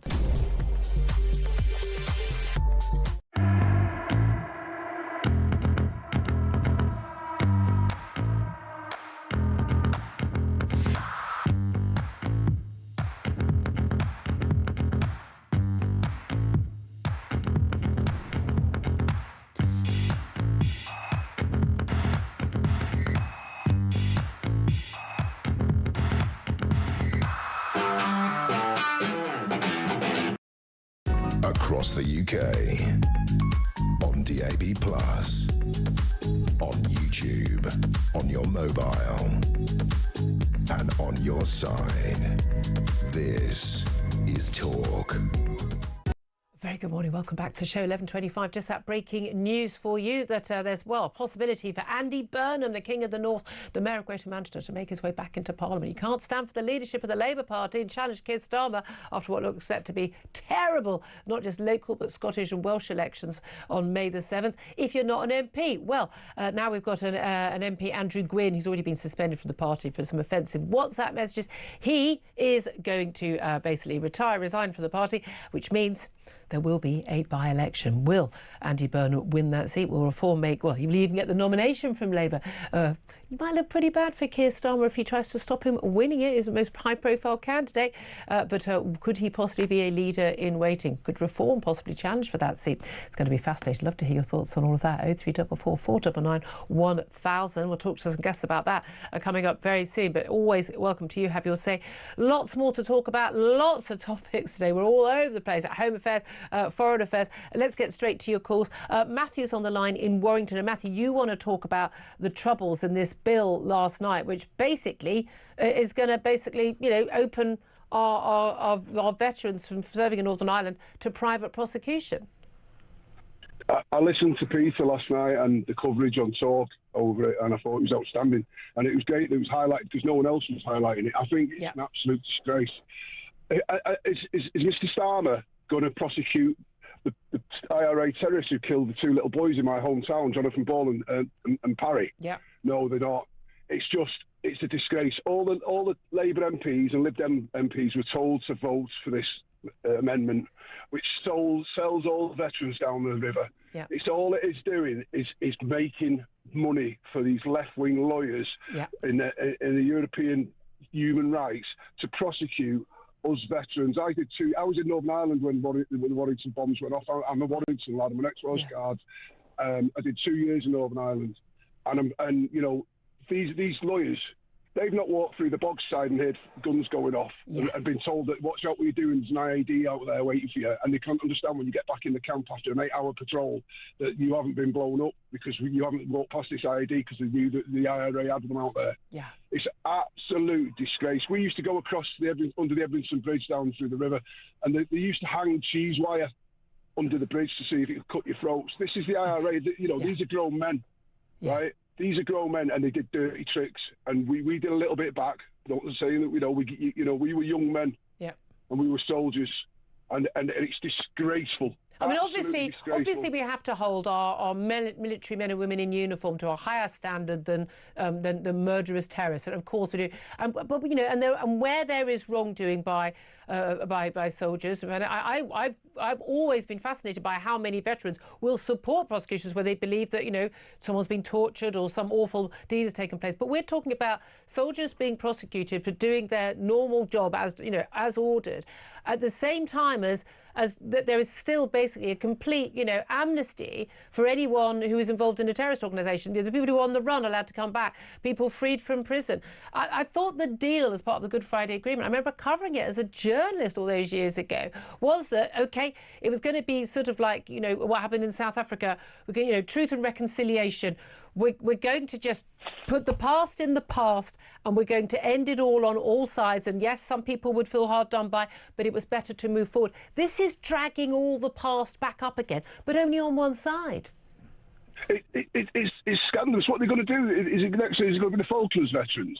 Is it going to be the lads in Gulf 1 and 2? It will be. The guys who are in Iraq. We've already seen in Iraq and Afghanistan numerous attempts by the ambulance chases. Morgan did with the Fort Summer saying he was tortured. It was all a cover-up. The British Army, I know, my hand on my heart, the British Army is the most disciplined, respectful army in the world. If we stepped out of line, you'd go in front of the company commander and you'd go in front of the commanding officer. And if you did something wrong, you got 28 days in the click.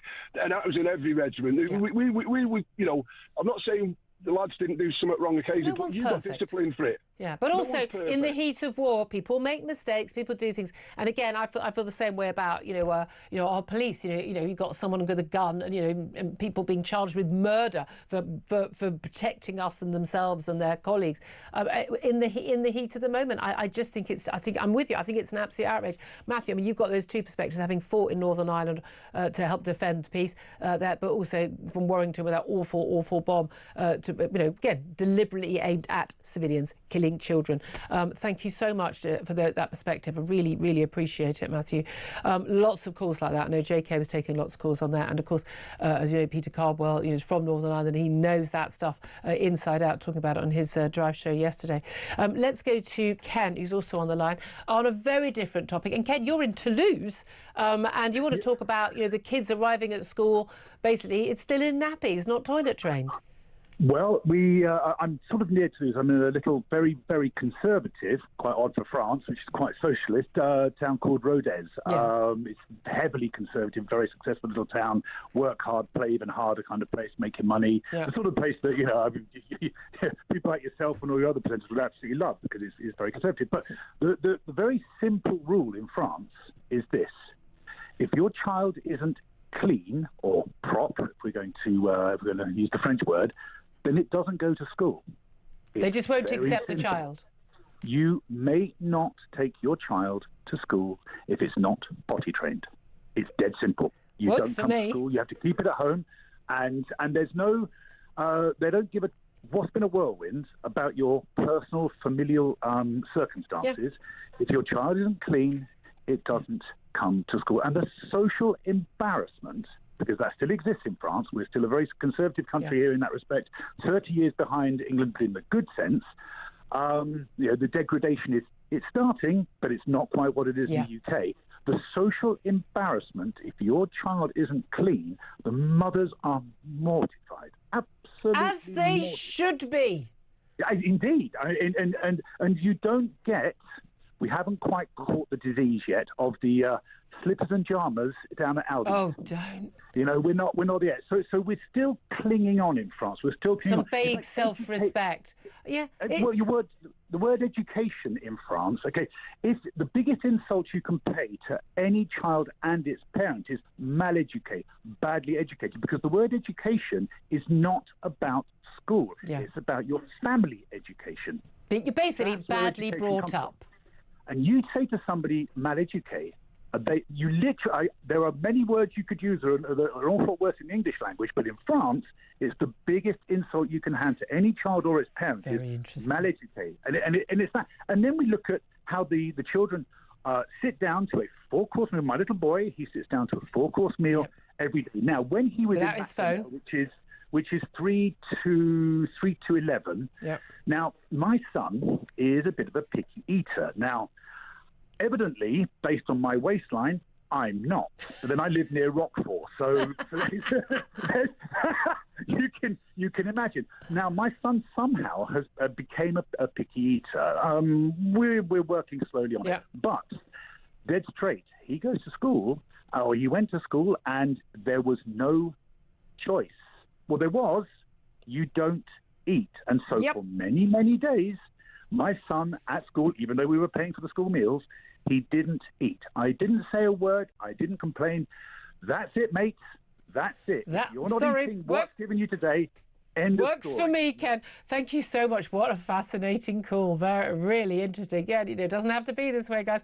Thank you. Again, personal responsibility, public shame. These things work. Just saying. Thank you very much indeed for that. Jake Wallace-Simons, you're nodding away. Absolutely. I think the problem is that kids are not in a position where they're taking responsibility for their own actions anymore. Yeah. Everything is taken care of by adults, by parents, by the school, by the state. So whether it's whether you're late or not for school in the morning, whether it's not you've done your homework, whether you're concentrating or getting up in class, either it's an adult's fault for not making you do it properly or encouraging you to do it. It's always you must have ADHD. Or something like that. We've seen, haven't we? Yeah, a massive increase in the number of UK adults using ADHD medication, and again, a lot of people say women are being diagnosed much later. But again, an awful lot of these people have already been on antidepressants, have had other issues. We're medicalising, I think, completely normal behaviour, and an awful lot of it comes down to people not being parented properly and not managing themselves. That's right. I mean, if kids grow up in a world where there's no consequences for what they do, don't eat your food and here's some more food, or don't eat that, here's some more food. All right, we'll have some ice cream then. Yeah, and there's no consequences, then they don't grow up taking any responsibility for their own actions, and they become spoiled, and then they become ruinous members of society. And then they become the Prime Minister. And then we're stuck with them. Or are we? Because it looks like there may be a possibility that Andy Burnham, the Mayor of Greater Manchester, could be getting a chance of getting a seat back in Parliament, in which case he could challenge the Prime Minister for the leadership. But there's a lot of different stages up to that point. We're going to talk about that up next with a writer and political organiser, James Schneider. Stay tuned. You do not want to miss this. This is Talk.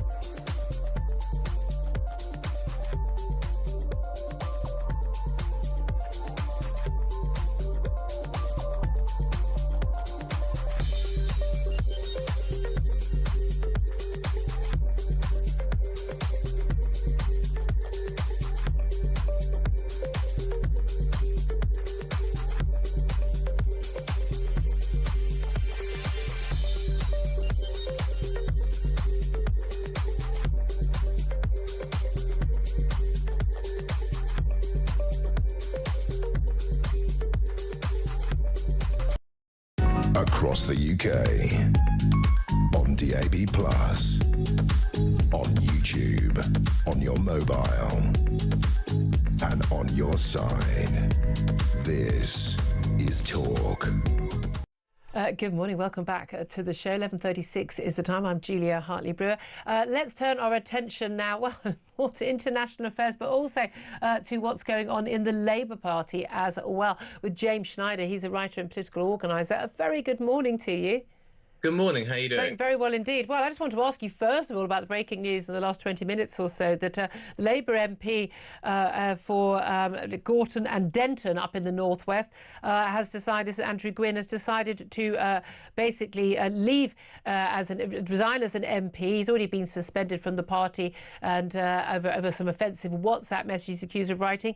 He's going to step down. That leaves a nice big vacancy for the Labour nominee. Many are expecting, many had already expected the person who would run for this key job would be, of course, one Andy Burnham, the current mayor of Greater Manchester.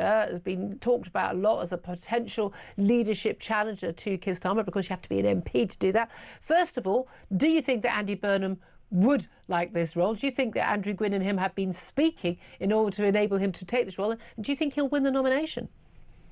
I've got absolutely no idea whether they've been speaking, and I don't know whether Burnham is going to try to get back into Parliament this way. I mean, I think quite clearly he would like to be Prime Minister, and well, you can't do that if you're not an MP. This is the best chance, isn't it? This looks like a pretty good chance to get back in, yes. The selection, my understanding of it is that a by-election candidate is selected by a committee, for a subcommittee of the National Executive Committee, which has a majority for Starmer backers. So it'd be interesting to see if Burnham does publicly throw his hat into the ring, whether they let him be the candidate, and if they don't, what kind of backlash there would be to that. The interesting thing about that, of course, is we've got, of course, the deputy leader of the parties on the NEC, Lucy Power, and he's got other allies there. It would look a bit pathetic, wouldn't it, for Keir Starmer to try and block Andy Burnham from winning that nomination if he was the popular choice for the local party. He would look a bit weak and frit, wouldn't he? I think if it was clear that Burnham was the popular choice from the local party, then yes, of course, that would look anti-democratic. But again, we don't know. Burnham hasn't made his move. We don't know what the support is like for him in that seat, although, of course, it is in Manchester. I think it's in the southeast of Manchester. Burnham is mayor there, and he's pretty popular. He's certainly a very popular figure. And question is, what would a leadership by Andy Burnham be like? Because a lot of people are very unhappy with Keir Starmer's leadership. 75% of the country apparently don't have a favourable view of him as Prime Minister. Only 80% do. That's probably all the public sector workers and those on welfare right now. But would Andy Burnham, do you think, do better? So firstly, on your favourability thing, your framing is entirely skewed. If you look at yes, totally. Look at the polling. If you look at who's happy with the Labour government, it skews entirely towards high earners, and the rest of people are basically not happy with it. Then if you look at Burnham's, wait a minute. Why are high earners? Okay, this is the sort of the landlord classes who sort of very much approve of all this sort of. It was the same thing if you look at support for Labour in the last election. Yeah. There was quite significant support in higher earning brackets, and that support has held more solid than other lower income, middle and lower income brackets that have fallen away from Labour while they've been in government. Anyway, that's just a factual point. On Burnham, he was a kind of Blairite New Labour figure who has recast himself in Greater Manchester as a more progressive mayor, one who's willing to use the state to improve the lives of the public with particularly with publicly owned buses. I think he's done some stuff on housing. So I think his pitch would probably be that he has a clearer idea of what he wants to do, but we're yet to see it. You always see this with princes or princesses over the water. People project into them what they would like to see. Yeah. So he's certainly a better communicator than Keir Starmer. He is a very good communicator, and you saw that particularly, I think, in the pandemic, where there was a lot of anger around the country about the different tier system, and I think I thought he played a blinder on that. He did, and I think people saw him, yes, he was standing up for his patch, but they also saw that in standing up for his patch, he was really standing up for everyone. And if he can carry forward that sort of thing, then he could be a formidable opponent. But again, it really matters what stall he sets out, if any, and what would be the key policies and the key focus. The reason why the current government is unpopular isn't just because it's, Keir Starmer is not a very good communicator. Much more important is what it's done. Most people are not following politics day to day, but they do feel the impact or the lack of impact from government action. Yes, they were elected on the policies of change. We weren't quite sure what changed, but everything was going to get better. 18 months in, still blaming the Tories for everything that's going wrong in the world. The trouble is, of course, that doesn't really fly with voters who would go, well, what about us now? What should Keir Starmer, what should the Labour Party be doing differently back at home, certainly? I want to get on to world affairs in just a moment with you, just briefly, but what should they be doing back at home to win back support? You need to take on the entrenched power of the super rich, who have been getting hugely richer for the last 2 decades, while most people's lives haven't been getting any better. There is lots of money going around in our country. It's just in the wrong hands. And I think if the government were sufficiently motivated and strong on the side of the overwhelming majority of people to redistribute back some of that wealth and power, which is currently being sucked towards the super top, then it would be much more popular, because then it would actually be a government on the side of the ordinary person. Well, I think a lot of people would like a government on the side of the ordinary person. I'm not quite sure we need to attack the super rich to do it. I don't think it's a zero-sum game, is it? Well, if you look at the way the economy has been going in the last 20 years, almost all of the growth has been sucked to the top 0.01%. So in this case, yes. But that's largely, isn't that a lot of that will be about policies? For instance, if you import millions of people from overseas to do jobs, you lower wages because you increase supply, and then people can't see their wages go up. If people are poorer because they can't afford their housing because we haven't built any new houses. Julia, I'm afraid you're missing the key point, which is what's driving inequality is wealth inequality. Wealth inequality is driven by a system that increases asset prices, that sucks wealth to the top.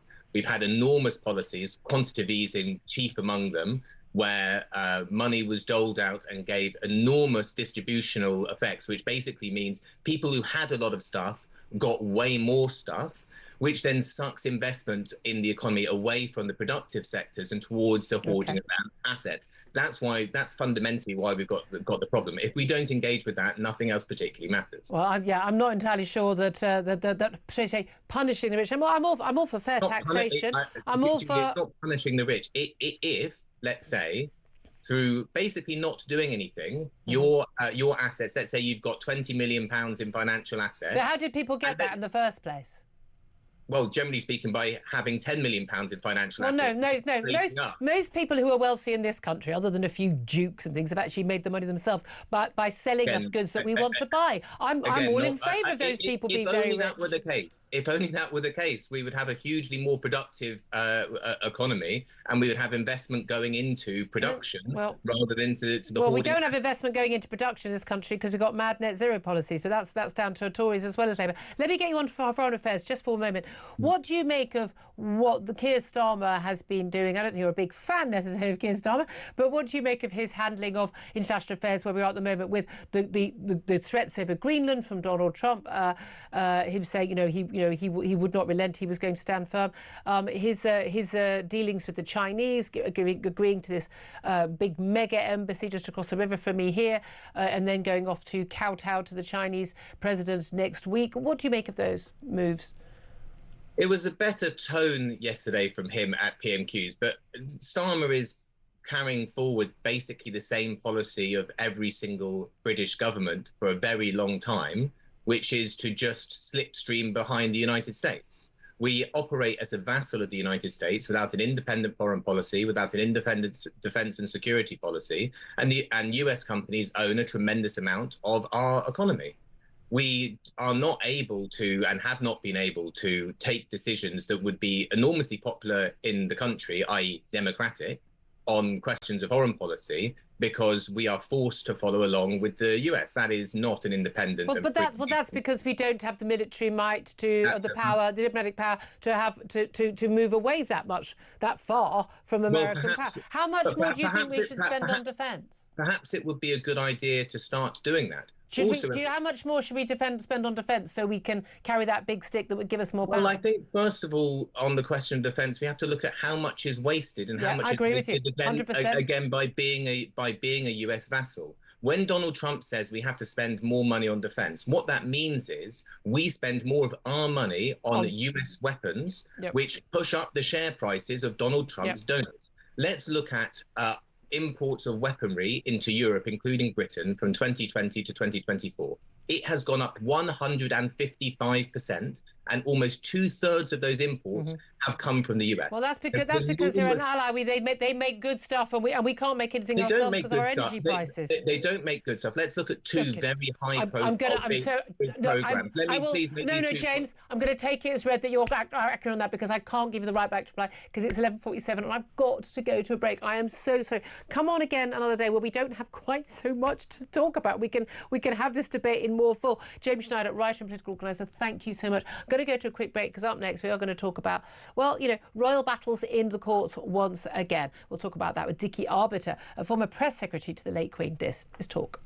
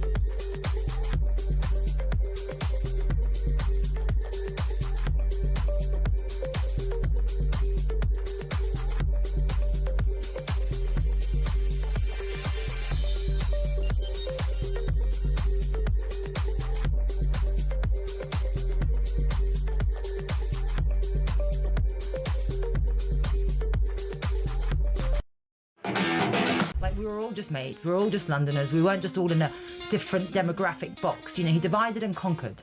And so I want to unite and not conquer. I want to give London back to Londoners. And so in a sad sense, I'm not surprised that this has happened because the bar is so low. They were all booing him. People were saying, swearing at him, etc. So there is a real hatred for Khan. People have accused him of being an unscrupulous Nepo baby, and he really is. I mean, the man, I wish he had talent, it's but also, unfortunately I he think doesn't.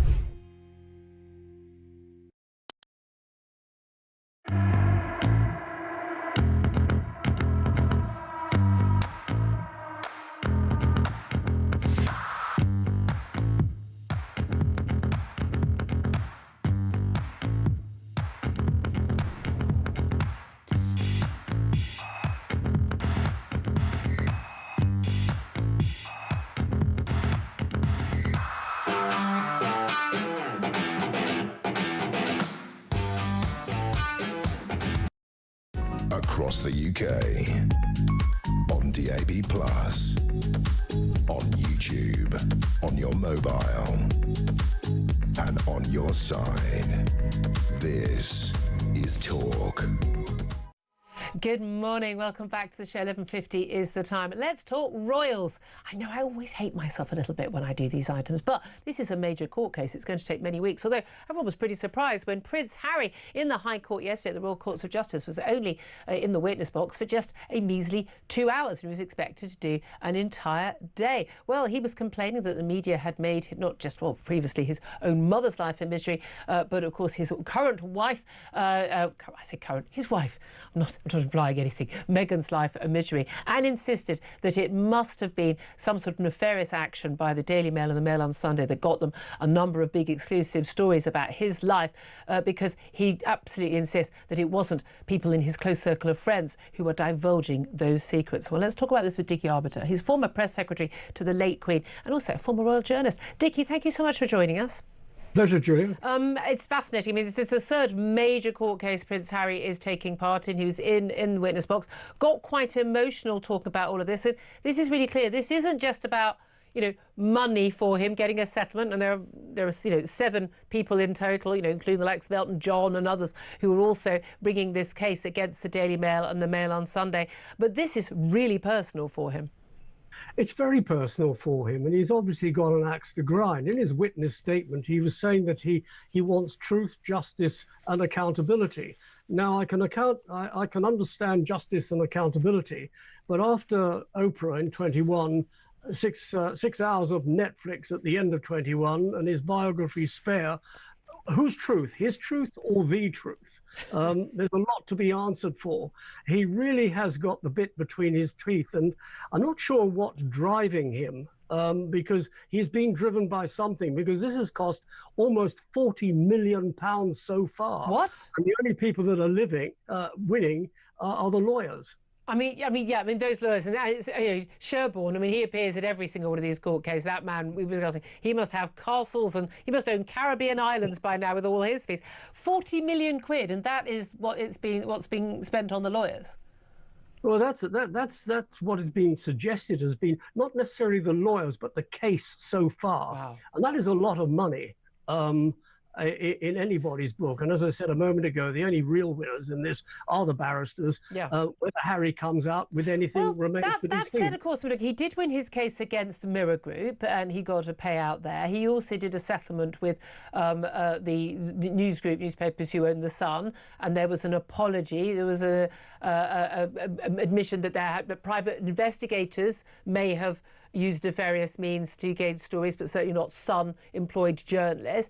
But there was a payout there. Now, these numbers don't come to light. We don't hear the numbers, but reliably informed, they are in the substantial millions in total, is what has been reported. Lots of expectation that there was going to be a settlement here. In this case, but it does seem like the Mail is going to fight this all the way. There's been some aspects of this case which sort of, have changed in terms of a private investigator who had written a sworn statement and then says, he doesn't, that he was forced to do that and he doesn't stand by it. That sort of, put things up in the air a bit, hasn't it? But how do you think this case is going to go? Well, it's going to go on and on because the Mail Group, Associated Newspapers, they're really digging their heels in, and they're not going to let go. They're not going to come to a settlement unless it's in their favour. And Harry is not going to settle unless it is in his favour. And he goes on about his wife being mercilessly reported on. A lot of it is self-inflicted. I mean, if you go back years when Harry would, before he went into the army, he'd go clubbing on a regular basis and fall out of these clubs somewhat inebriated. And of course, he's going to get reported on. He's got to learn to behave himself. He's got to learn to do something concrete rather than fighting these newspapers. Well, he was getting very good coverage over when he was a veteran. When he was fighting, we didn't know for those first 6 months that he was actually over fighting in Afghanistan. But here's the thing. From what I can understand, I was a news reporter, I did doorsteps, I did all that stuff. We are talking often about reporters, and often for magazines, freelance reporters, freelance photographers and the like. Most of these things tend to come from freelancers. That actually, they're not just there and taking a photo of him when he's a bit drunk. They are sort of in his face. They are goading him, and this happens with celebrities and other roles, and actually pushing people. Diana used to talk about the stuff that went into Andrew Morton's book about how they would literally try and goad her and hustle her until she cried, and then they get the picture they wanted. I've always felt, I wouldn't wish being a royal on my worst enemy. I think it's a terrible life. He didn't choose that life. And I'm thinking, what, you're a teenager or you're a lad, you fought in the army, you've got a right to come out of a nightclub a bit drunk every now and then. It's none of my business. Well, it was actually before he went into the army that he was falling out of a nightclub getting drunk. But he did very well in the army, and it's something that he should never have left because he was fitted in the army, and it worked for him. It's all gone downhill since. And yes, he did fight the news of the world, and the Sun and the Daily Mirror, and he got a settlement there. Obviously, they were getting their stories by all sorts of means that they don't do today. But the Mirror, the Associated Newspapers are quite clear. They've been absolutely straight in the way they get stories. And Harry says his friends don't talk. Well, I know from my own experience in the days when things were going wrong between Charles and Diana, Charles's friends used to talk to the media, and we had a hell of a job to try and keep them to shut them up. And that's the thing. I mean, we've heard from so many, whether it's celebrities or whether it's royals involved in these cases, that actually the paranoia that they have because they feel like, but I only told one person this. How on earth does this come out? But the reality is, and again, as we saw, I remember again the Andrew Morton book, and everyone was going, well, he must have made all this up. And then there are all these tapes of Diana talking to him. A lot of these stories were coming often from the people themselves, from their PRs, with their agreement, or from their close circle of friends. And just a nod and a wink. And let's face it, sometimes for money. There were quite often quite big sums available to people who were talking. Exactly. But, the other thing that Harry was saying is that he was made to perform for the media. Nobody told him to. If you look at William, he doesn't perform for the media. He does things because he wants to do things. Late Queen didn't perform for the media. Charles doesn't perform for the media. If you're of a certain character and you enjoy a good laugh, yes, you're going to do certain things and they're going to pick them up. But it's not all the media. A lot does fall on Harry. And he's got a lot to answer for in the way some of the stories have been presented. Take Las Vegas, strip billiards. It happened. It came out from people who were at the party. Yeah, they had photos. Again, I've got no problem with him doing that. It's just, you have to understand your position. But here's the thing. We'd all have a lot more sympathy for him, wouldn't we? If he'd gone away, he'd married the woman he loves, and they'd gone away, and they said, we don't want our titles. We're just going to live a private life. Please leave us alone. We would have been really happy for them. But instead, he's basically sold his story to the highest bidder with some of the most incredibly intimate details of their engagement, their children, and, and his family, and conversations with his family. I mean, he talks about, having his own privacy being, abused, but he's abused his own and his family's privacy. Dickie Arbiter, really good to get your perspective there as a former press secretary to the late Queen. Thank you for joining us.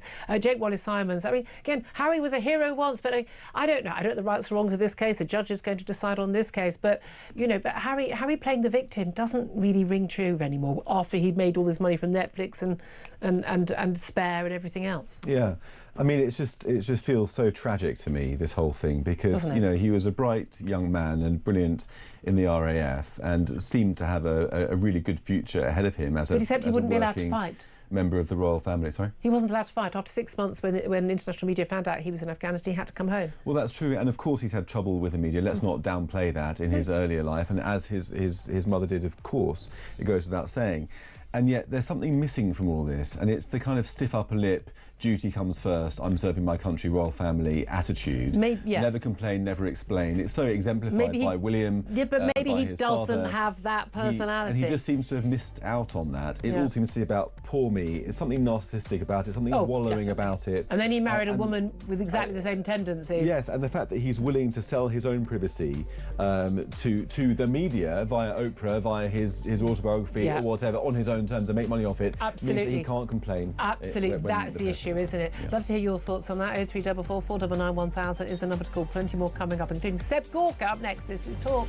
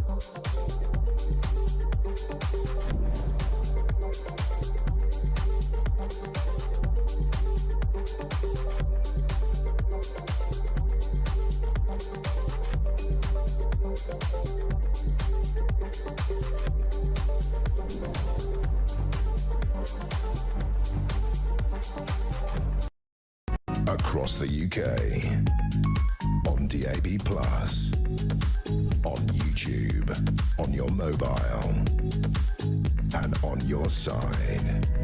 This is Talk.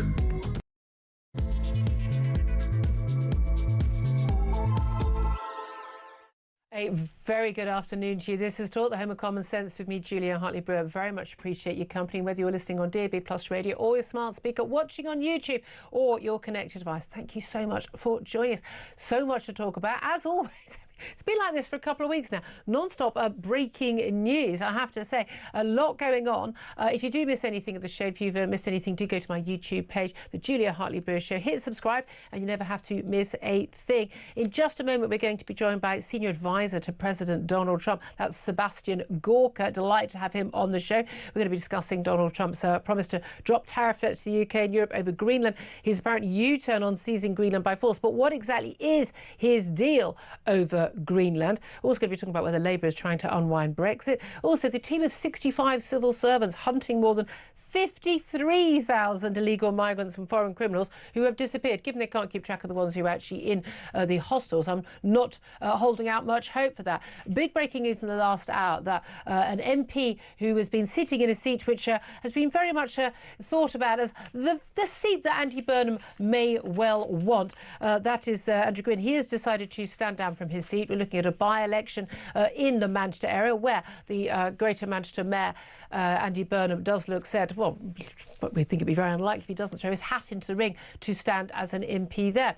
Also, some other breaking news in the last couple of moments. The local government secretary, Steve Reed, has just told MPs in the House of Commons that 29 council elections scheduled for May this year, or May the 7th, will now be postponed as part of the government's reorganisation plans. They gave local councils the right to decide whether or not they wanted to postpone or not. And what a surprise, most of those are Labour councils, expecting a trouncing from Reform. I think one is Tory, I think one is Lib Dem. We'll get the details on that, but it's even worse than the 27 many of us had predicted. Joining me for the chat all this show and for the next hour as well is Jake Wallace-Simons, journalist and author. Cannot wait to get your thoughts on this, but I've got a guest waiting on the line. So I'm going to come to you in a few moments for your thoughts, particularly on those local elections. First up, though, let's turn our attention to international affairs with Seb Gorka, Deputy Assistant to President Trump and a Senior Director for Counter-Terrorism in the White House. A very good afternoon to you, Seb. Happy New Year, Julia. Great to be back. Happy New Year. You're right. It's the first time we've spoken in this year. Great to have you. It's been a bit of a new year, hasn't it? I mean, I can't believe the president has only been in his second term for just a year and a day or two now, because we've had such a whirlwind of news. Do you know, because you're very close to the president and have been for many years, do you know what this new deal on Greenland is and why he decided to, let's face it, backtrack, stand down, U-turn on his threat of military action, seizing Greenland by force, and tariffs on NATO countries, including Britain, who didn't say, yes, that's fine, sir?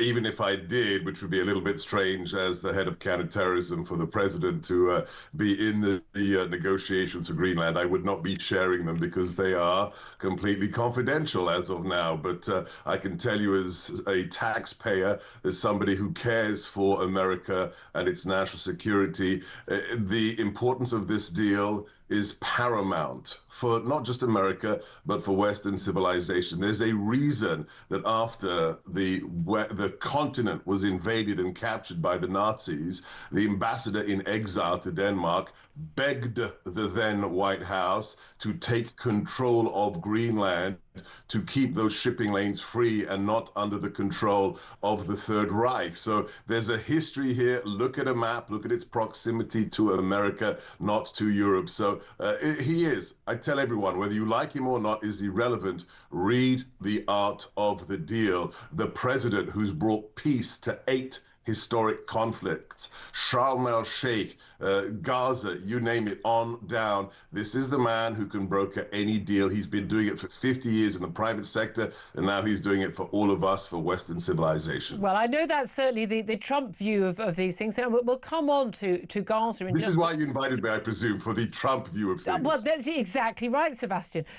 You say it's confidential. Donald Trump, when asked about this deal, said, it was complex. Certainly it comes around after a conversation conversation with Mark Rutte, the Secretary General of NATO, who everyone seems to view as the sort of the Trump whisperer. He seems to be able to talk him around on various different things. Can I just interject there for a moment, Julia? I've heard this before about other people. There is no Trump whisperer. The idea that others can control this man's decision-making is absolutely fallacious. Influence. Well, we're told that Keir Starmer, the British Prime Minister, is the Trump whisperer. Yeah, is that why he's going to Beijing instead of to Davos?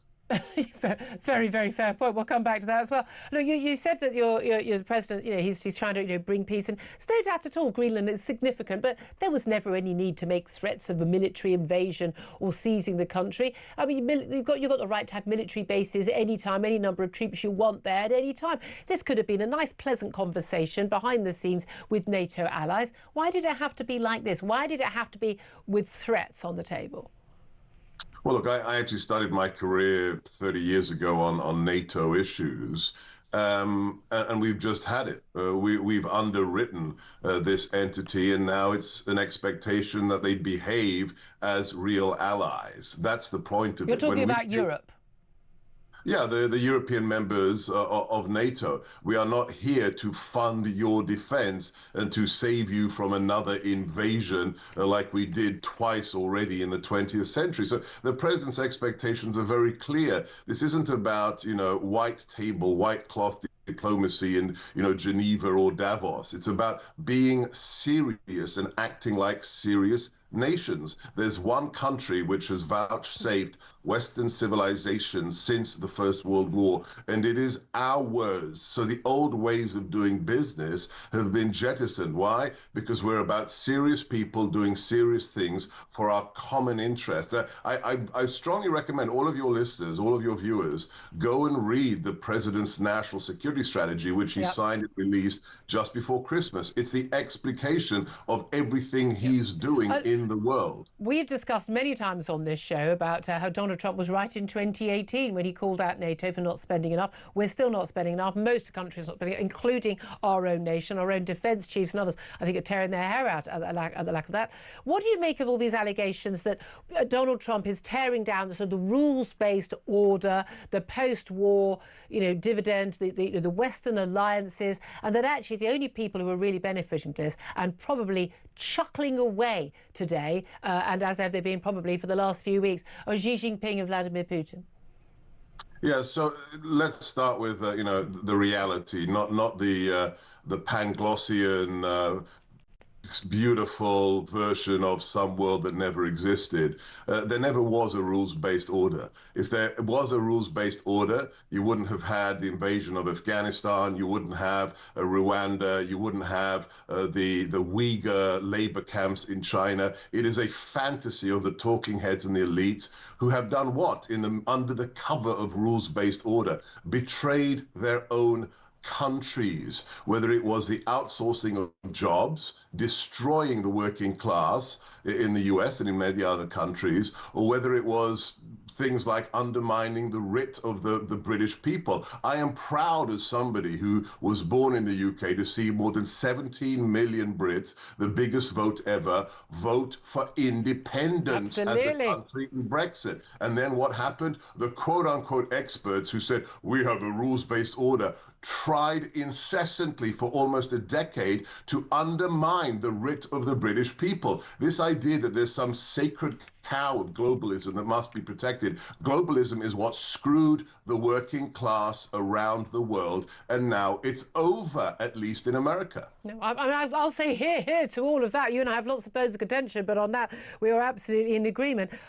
In terms of rules-based order that doesn't really exist, it's all about might, not necessarily someone's perception of right. Let's talk about the Board of Peace, because on our screens, the split screen a lot of the time, we've been showing footage from Davos where the US president has been welcoming other world leaders, not all of them joining. Queens like Keir Starmer's not there, Emmanuel Macron of France isn't there. This Board of Peace, it was supposed to be just about Gaza. By all accounts, he's invited Vladimir Putin to join the Board of Peace. It's a bit rich to have a man who's leading a country that has invaded a European nation, is right now killing civilians in Ukraine, to be on the Board of Peace supposedly for Gaza, isn't it? Well, not if you live in the real world. I mean, let me just. Well, the real world of mass killings. An invading of sovereign nation states. The real world of actually trying to get peace instead of just talking about it. I mean, let's just wind the taper back a little bit. And that incredible footage, not just today, when we see these pictures of the president sitting there initiating the border peace in Davos, but originally in Sharm el-Sheikh. Look, I've known this man since 2015. I've known him for more than a decade. Even I could not believe who he brought to the table at Sharm el-Sheikh. It was extraordinary. It was extraordinary, and not only that, well done. The fact that it's not a war somewhere far away. This isn't Cambodia. This isn't Democratic Republic of Congo. It is the most benighted area of the world. It is the Middle East. As the president said, millennia of conflict. Who did he invite to Sharm el-Sheikh? People miss this, and it really speaks to who the president is. He even invited the supreme leader of Iran. He left the door open. He said, if you want to show your people of Persia who you really wish to be, come to Sharm el-Sheikh. Well, of course he didn't. He's a murderous mullah. We know what that regime is. The president is what we call preparing the field. He's shaping the geopolitical context. If you want to have peace in our time, you can't say, oh, well, let's ignore a nation with thousands of nuclear weapons. No, you have to leave the door open for an opportunity when someone like Putin or the mullahs say, you know what? For maybe my own benefit, for maybe the benefit of my country, it's time to stop invading other countries. It's time to stop being an authoritarian. So this is, again, I go back to the beginning. It's a short book. Everyone should read it. The Art of the Deal. Okay. This is the art of the deal. Vladimir Putin isn't going to stop being an authoritarian. This is the one. You don't know that. Unless you've got a crystal ball. Yeah, I do. I'll put my life on that one. Donald Trump said it would take him just 24 hours to sort out Ukraine. I don't think anyone really believed that would happen. He's talked repeatedly how you stop doing other wars. I thought what he did in Gaza was superb. I don't know whether we're going to maintain peace, getting those hostages back. I don't think any other American president could have done it like that. All credit to him. I always give credit where I think it's due. On Ukraine, though, although I thought he would be stand up on Israel, and he was, I always knew there was a concern over Ukraine. Why does he, again and again, why does Steve Witkoff, his peace envoy, why on earth do they keep taking the word of Vladimir Putin when Vladimir Putin is bombing civilians, not just military, bombing civilians in a nation state that is an ally of America and the Brits, where Britain and America, by the way, had an agreement where we signed, where we guaranteed this country's borders if they gave their nuclear weapons back to Russia. Why on earth does he trust anything that Vladimir Putin says to him about Ukraine? I'll quote another great American president, Ronald Reagan, when he was talking about the Soviet Union: trust but verify. This is the biggest sticking point between us, Julia. I just have to try and bring you into the real world, okay? There is only one person, after stopping 8 historic conflicts, some intractable, such as Armenia and Azerbaijan, only he was able to do it. Only he will bring peace to the Ukraine. But I ask you, what's the alternative? Is the alternative to say, no, we're not talking to Moscow, or we're going to get somebody else in to negotiate? Let's have the Chinese come in and negotiate. No, that's not the alternative is that America ensures that Ukraine can defeat Vladimir Putin, and the message goes out, you don't get to invade a sovereign nation state that is part of America's, okay, not under the NATO umbrella, I accept that, but part of, what should be American sphere of influence. No, but you have to take your thread to its logical conclusion. Are you saying that when Europeans who are on the same continent as Ukraine aren't deploying their forces to the soil of Ukraine to protect it, that it's our job? No, the Ukrainian president has never said we need the blood of American or European soldiers. I'm not saying that. I'm saying specifically not that. But the weaponry that Zelensky has been begging for years now, which we have been providing. I mean, think about it. Under the Obama administration, when it was first invaded, it was weird. It's only under Democrats that Russia invades its neighbors. The Washington White House provided, and this isn't a joke, your listeners are going to think that, Seb's crazy here, Google it. They gave blankets to Kiev, and it's Kiev, by the way, it's not Kyiv. When we came in the first Trump administration, we gave Javelin anti-tank missiles, the game changer for Kiev in Ukraine. So don't tell us we're not doing enough from 8,000 miles away. Well, currently Donald Trump is, I mean, you're selling weapons to the Europeans and the Europeans are giving them to Ukraine. But we could be doing more. Look, the might of the Americans plus the not so might, and it should be more, and I completely understand, no way should the security of Europe be paid for by the taxpayers in Wisconsin or Texas. Correct. I've got no issue with that, and I've been saying that for years. However, America could be preventing Ukraine from being, people being massacred current time. The deal that keeps being on the table, these different 18, 20 or 28 point plans, these deals are basically saying to the Ukrainians, give away 20% of your territory to a foreign invader with no real guarantee that we'll be there if Putin comes back for more, as he undoubtedly would.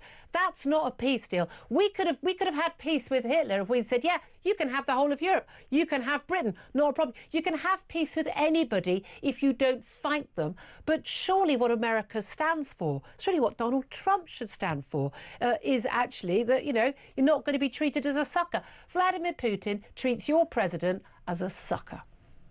Yeah, you're completely wrong. You predicted the future moments ago. I'll take you up on that. I'll see you and I'll raise you. I predict right now there will be peace in Ukraine, and it will be because of one man, my boss, President Trump. So let's return in a couple of weeks, and we'll see who was right. Well, I mean, there'll be abject surrender. I can absolutely see a scenario where there would be surrender in Ukraine. Peace sometimes involves not giving up, not waving the white flag. But again, you've gone back to what we did, and we really have to move on because you did this last time. Are you prepared? Are the Brits prepared to fight for those territories of Ukraine? Or are you saying the Ukrainians have never said they expected a drop in foreign blood to I'm not talking about the Ukrainians. You're talking about the territory of a putative deal you know no details of. If you want to take that territory back, who's going to do it, Julia? The Ukrainians could do it if they had the right weaponry. Really? They could. I'm glad you think so. They seem to think so. Right, let's move on. Yeah, that's one thing. Let's move on. We haven't got much time. You're quite right. You talked about China. Keir Starmer, he's got another nickname. He's had many a nickname since he's been in office in 18 months. But Kowtow Keir, signing over the rights to the Chinese to have a big mega embassy, a spy centre just across the river from where I am right now, next to the Tower of London, of all places. And then, what a surprise, 24 hours later, it's announced that Beijing is going to allow him to come over on a trade visit. We've also had criticism from your president, quite rightly, over the surrender of the Chagos Islands to the Mauritian government, completely under the thumb of China. Would you veto? Would America be in a position to veto either of these deals? It's very interesting you raised the Chagos Islands. So if the Chagos Islands are so important to the viewers and listeners of your show, the analog to Greenland is absolutely there. If you look at strategic locations in the interest of national security, then you have to admit that Greenland is just a larger version of Chagos. With regards to the prior comment, look, you don't need to have security clearances and read the president's daily briefing like I do to understand what China represents. They have said unequivocally in the open source, if you look at One Belt, One Road, if you look at the book by Chinese colonels from the People Liberation Army that is called Unrestricted Warfare, they have an intent to be the world's only hegemon. Yep. Literally to wipe everybody else off the planet in terms of geopolitical influence and to be the dominant superpower in the world. Yeah. They said the quiet bit out loud.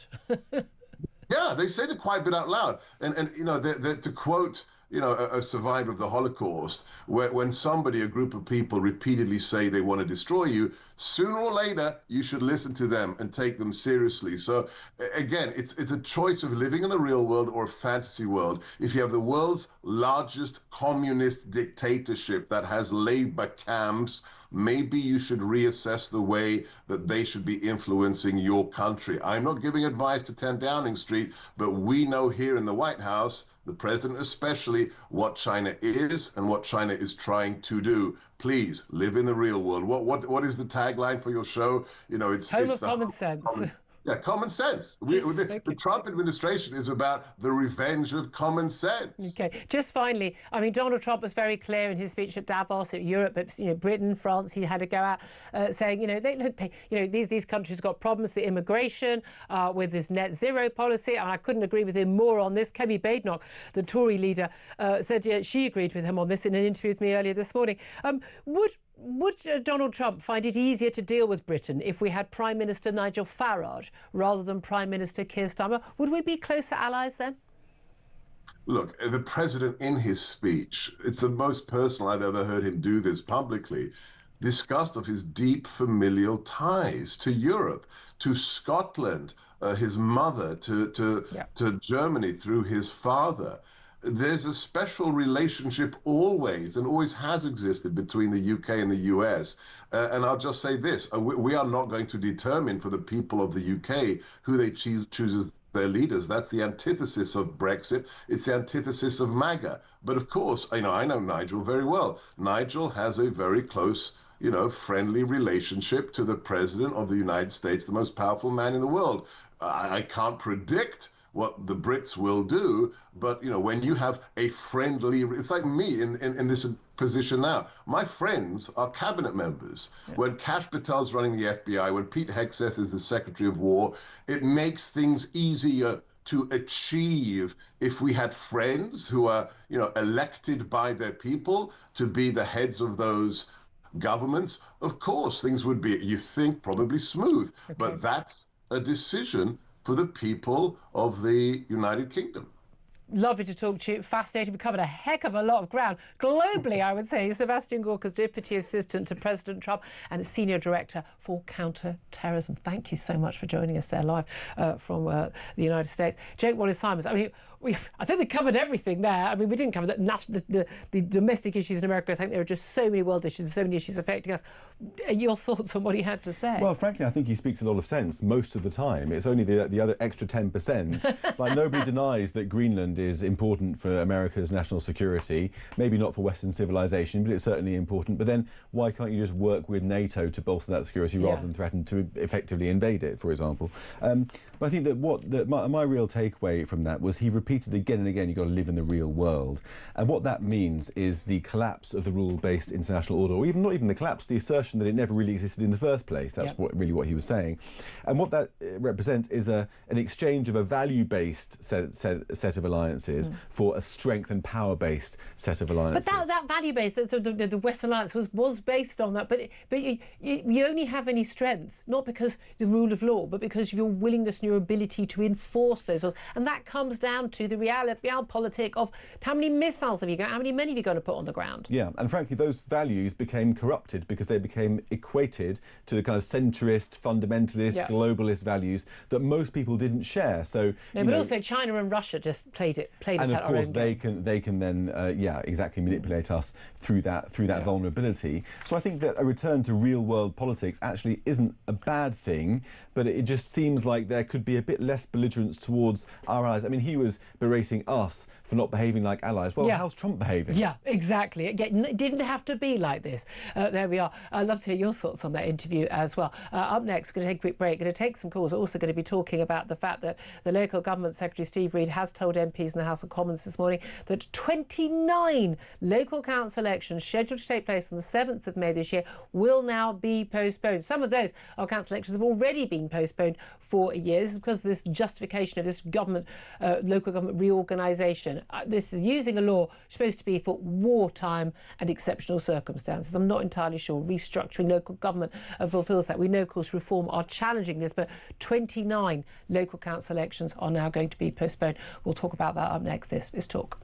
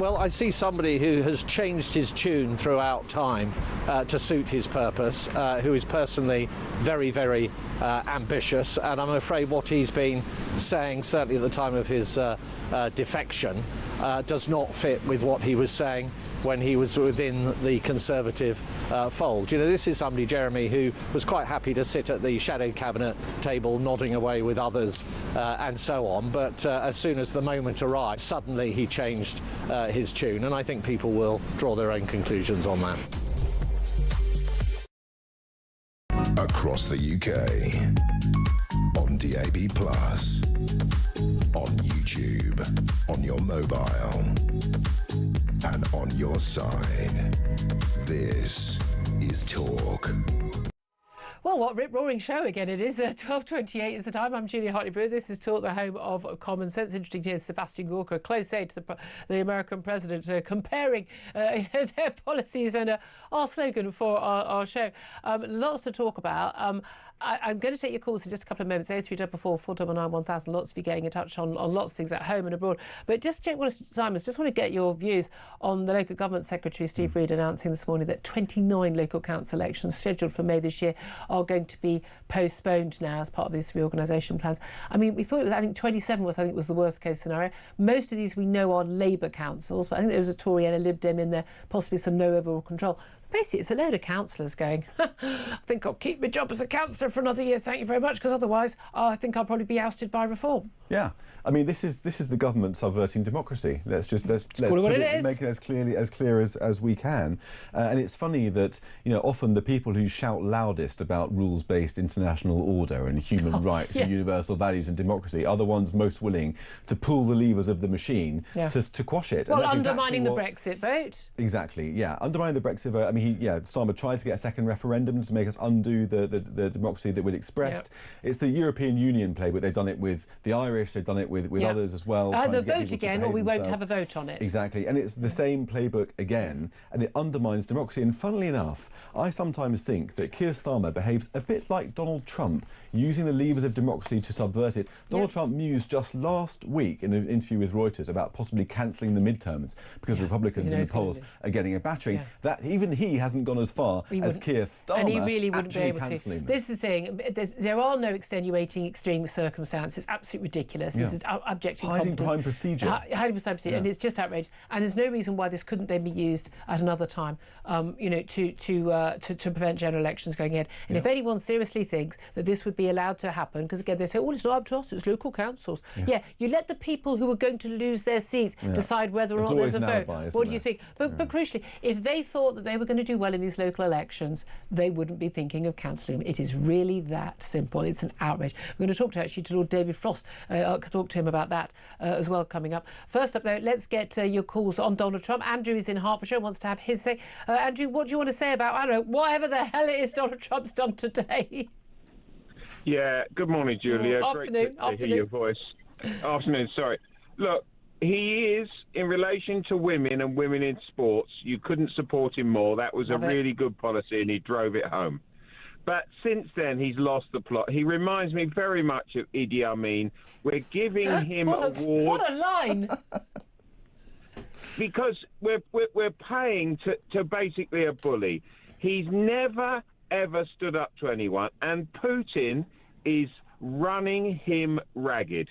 And if you look at the situation in Iran, he sold those people down the road. He told them he was there for them. He ran away. And the Ayatollah did something which showed you where the real power is in the world. He spoke in Russian. And the minute he did that, he was saying, America, back off. Because Russia's got Iran's back, because that's where all the missiles are coming from. Russia can't take on the might of America. But no, he shouldn't have told people to go onto the streets and we'll help you and then not be there. I mean, whether he should have made that promise in the first place or not. I think there's lots of things that Trump's done really well, which I'm really, really in favour of. The immigration, the net zero policies, the culture wars, the trans stuff. I'm really in favour. He's been brilliant on Israel. But again, on this issue, I mean, say on Ukraine and on Greenland, I think it's just utterly bizarre. But I mean, do you think Europe's handled this well? Europe has done the best it can when you're dealing with effectively a garden hose that's switched full on and thrown in the garden. Which way is it going to go? And the problem with him is if you look at it when you boil it down, we're actually dealing with someone who doesn't really know which way's up, and democracy is going to bring him down because of the midterms. So you've got Starmer is terrified of the local elections, and Trump knows the midterms are going to hang him, and that's where all his power goes. We shall wait and see. Yeah, you won't have so much control in Congress. We'll get a lot of executive power of the president still. Then again, a president who doesn't worry about re-election can do an awful lot. Matt, thank you very much indeed. Sorry, Andrew, apologies. Matt is on the line in Cheshire. Matt, you want to talk about what's been going on closer to home, and of course, this news that Andrew Gwynn, Labour MP, who was basically suspended from the party, is over some WhatsApp messages, in which one of the things he hoped that a pensioner who didn't vote Labour would die before the next election when they complained about the winter fuel help being cut. But Andrew Gwynn is going to basically relinquish his seat. There's going to be a by-election. Lots of talk that Andy Burnham, the Greater Manchester Mayor, would be, king up north, will vie for that seat, try and get that nomination, and could then be in Parliament to basically stand against Keir Starmer. What do you make of all of that? Hi, good afternoon, Julia. I'm not that far away from Denton, and this is a constituency. I know for a fact that Reform have been pounding the ground in that area for about 3 months. So this just proves how utterly delusional Labour are, that they think they can even win that seat. The beauty of it is we could take out Andy Burnham into the bargain as well, and Labour are so thick that they think we'll cancel the local elections because we know we're going to get annihilated, but we'll have a by-election, but we'll win that. Yeah. So the idea, there were also 11 of our local councillors implicated in the Trigger Me Timbers sort of. This is the WhatsApp group that Andrew Gwynn was in. I mean, I'm rather of the view that people should be allowed to write what they want in private groups, and unless they're actually threatening violence, committing a crime. But it didn't look very good for an MP to be, a Labour MP of all people, to be saying. I mean, certainly, you hope a constituent dies. I mean, that is quite something. It tells us what's in the heart of the man, doesn't it? Well, they've been hoisted by their own petard, haven't they, by the standards in public life that they promised, when they in fact have no standards at all. Yeah. Not only in the language, but in their governance. So watch this space. I hope this by-election comes, and bye-bye Andy Burnham and Andrew Gwynn. Well, I think I might think Andrew Burnham doesn't have to stand down as mayor of Manchester, and if he gets a nomination, I believe. If someone could check that for us, that'd be great. But I think he can still be mayor of Manchester while he stands. He can't be both. I think they made a rule he can't be an MP and a mayor at the same time if he was elected. But we shall see. Right now, we're going to take a quick break. Just before we do, after that, we're going to talk to Lord David Frost, who's now Director General of the Institute of Economic Affairs, get his thoughts on all of this, including attempts to undermine Brexit once again. Going to talk about that extraordinary 65-strong migrant hunting team in the government that's going to track down 53,000 illegal migrants who are on the run across Britain. Well, good luck with that. I'm sure we're all very hopeful and confident that will happen. But first up, it is time now to find out how you could be in with a chance of winning a trip of a lifetime to San Francisco. Talk is giving away flights, a 3-night stay at 4-star Intercontinental Hotel and £2,500 spending money, plus tickets to the Super Bowl to top it all off. Listen to find out how you can enter. For your chance to win, text TALK to 83338. Text costs £2.50 plus your standard network rate. Or call 0343 418 7260. Lines close 22nd January 2026, 4 p.m. That's when you'll need to answer your phone if it rings. 18 plus, UK residents only. This is a network promotion. Full T's and C's at TalkSport.com. So for your chance to win, text TALK to 83338 now. You do not want to miss out on the trip of a lifetime. Very good luck to you. Just to point out, just checked, no, Andy Burnham, Mayor of Manchester, cannot stand in a seat to be an MP in the by-election that's going to be upcoming in Andrew Gwynn's seat, and this is Gorton and Denton in the northwest. He can't stand in that while he is still mayor of Greater Manchester. Oh, that's going to put the cat among the pigeons, isn't it? We're going to talk about that up next. This is Talk.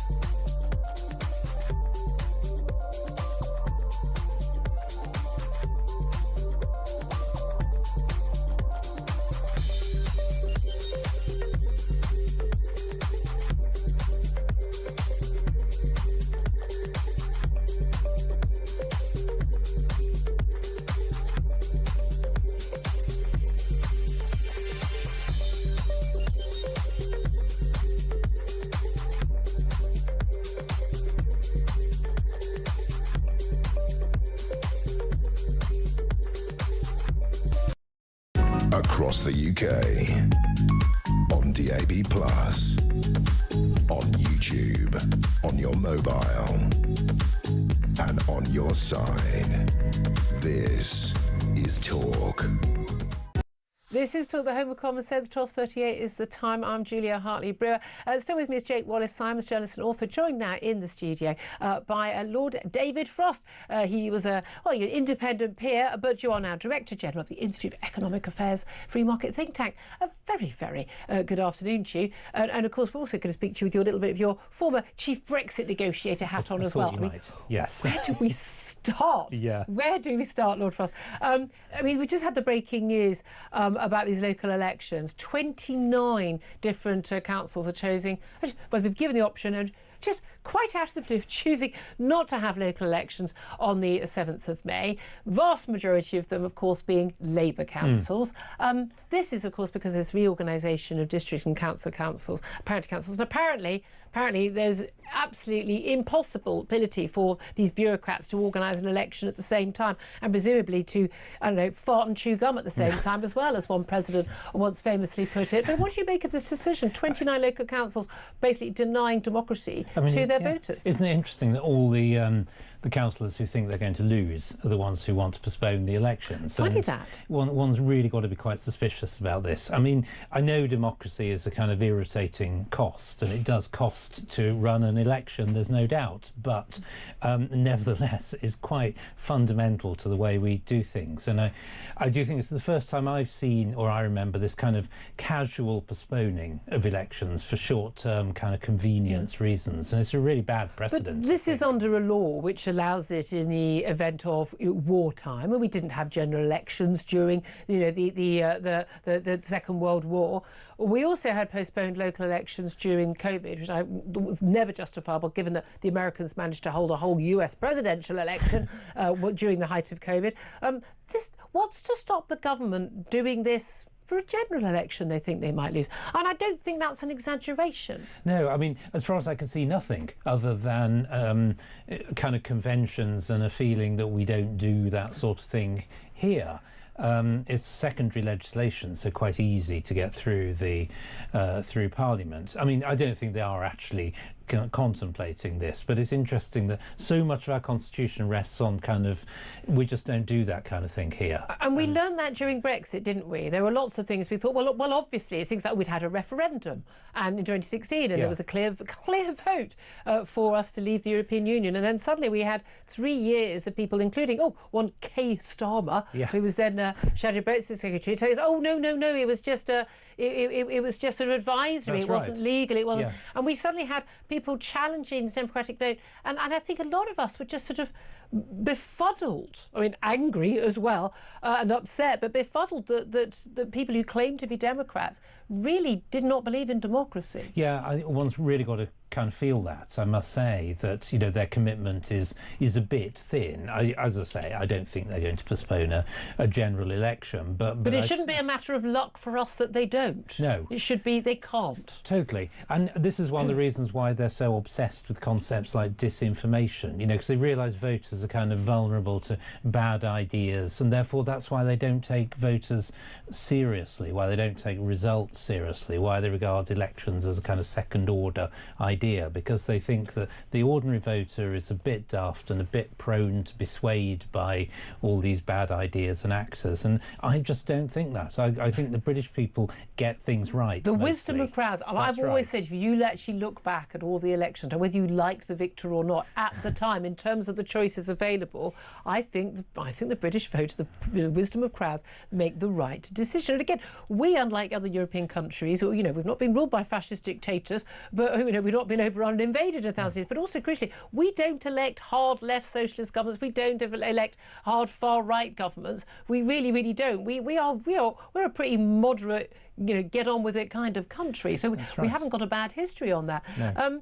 In terms of what's going on in terms of Brexit, as the former chief Brexit negotiator, not a week goes by without another story about how the government or a member of the government speaking out, and they've been given permission to do this, talking about, we should be back in the customs union, back in the singles market, we should roll this back, we should have this sort of, what's it called, dynamic alignment, where we just basically follow EU rules forever so that we won't have some trading wars. Do you think they genuinely are plotting to, by hook or by crook, without us really noticing, boil us as a frog just from cold water almost, and take us back into the European Union, and our sovereignty will be dead before we actually realise it? I mean, almost every day, every time there's an announcement on Brexit, we learn some new thing. This week, it's as you say, the noise about the customs union. Before Christmas, we suddenly discovered we were going to go back into the EU electricity market. That was a new thing.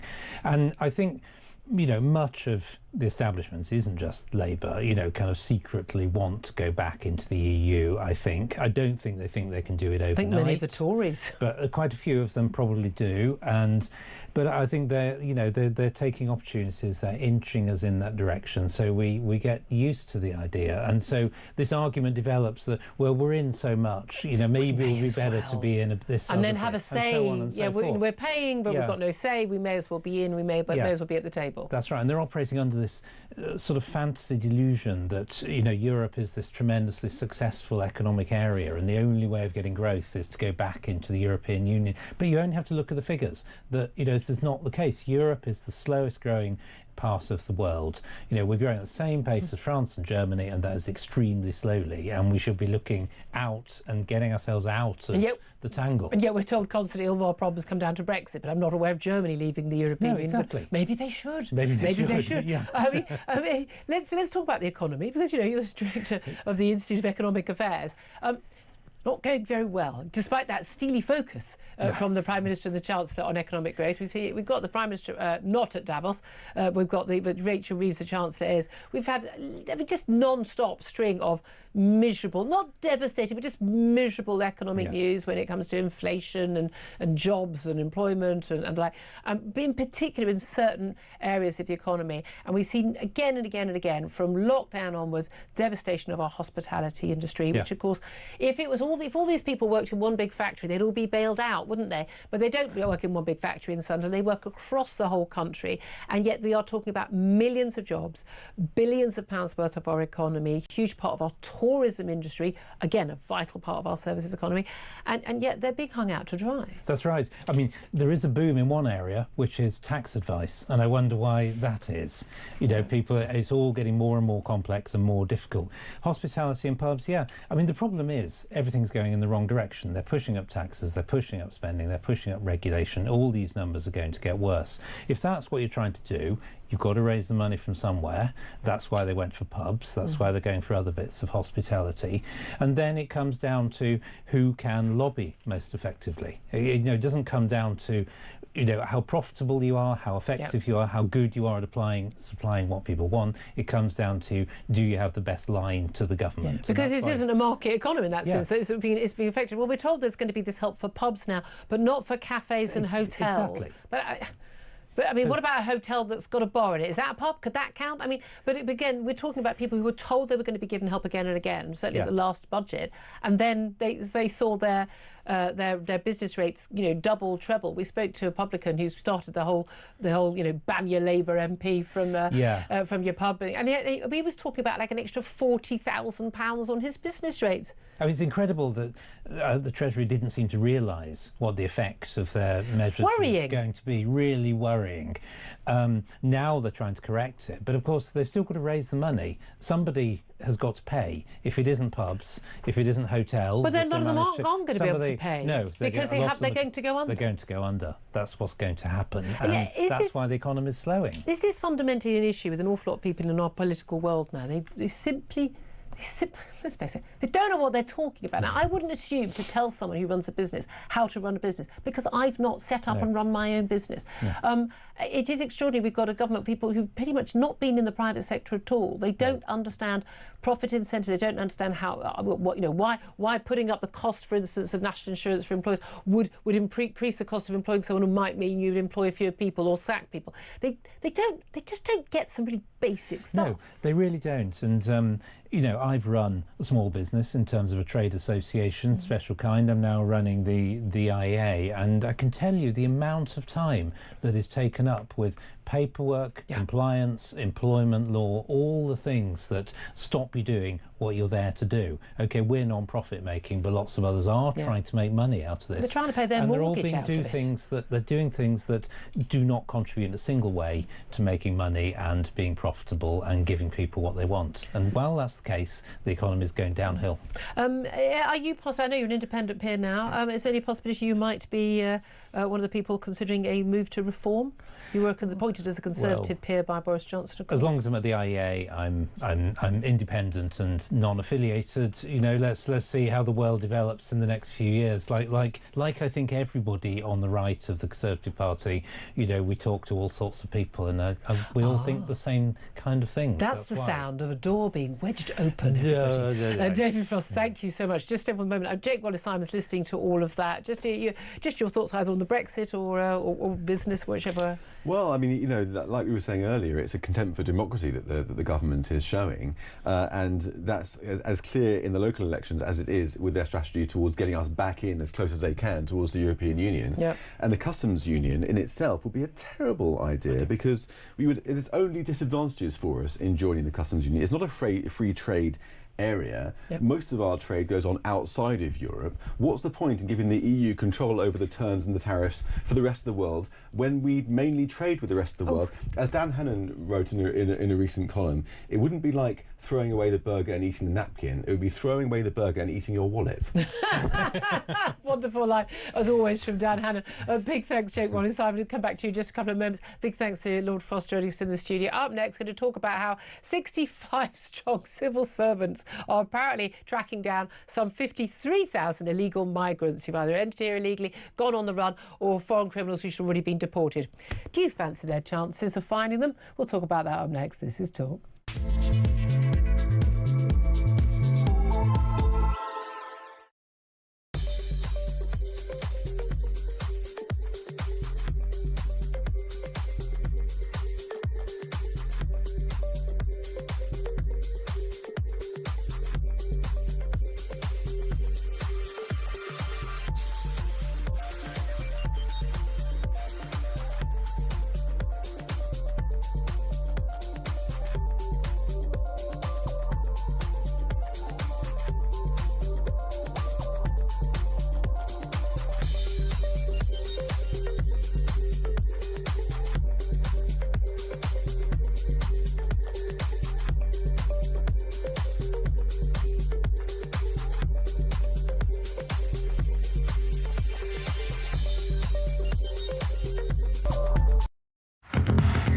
Well, I see somebody who has changed his tune throughout time to suit his purpose, who is personally very, very ambitious, and I'm afraid what he's been saying, certainly at the time of his defection, does not fit with what he was saying when he was within the Conservative fold. This is somebody, Jeremy, who was quite happy to sit at the shadow cabinet table nodding away with others and so on, but as soon as the moment arrived, suddenly he changed his tune, and I think people will draw their own conclusions on that. Across the UK, on DAB+, on YouTube, on your mobile, and on your side. This is Talk. Good afternoon, welcome back to the show. 12:51 is the time. I'm still here. So is Jake Wallace-Simon's going to be joined by Ian Collins in just a couple of moments to tell us what's happening on his show right now. Let's talk about this new 65, I love this, 65-strong unit that is going to be a migrant hunting unit. They're going to be tasked with tracking down 53,000 illegal migrants who are currently on the run across Britain.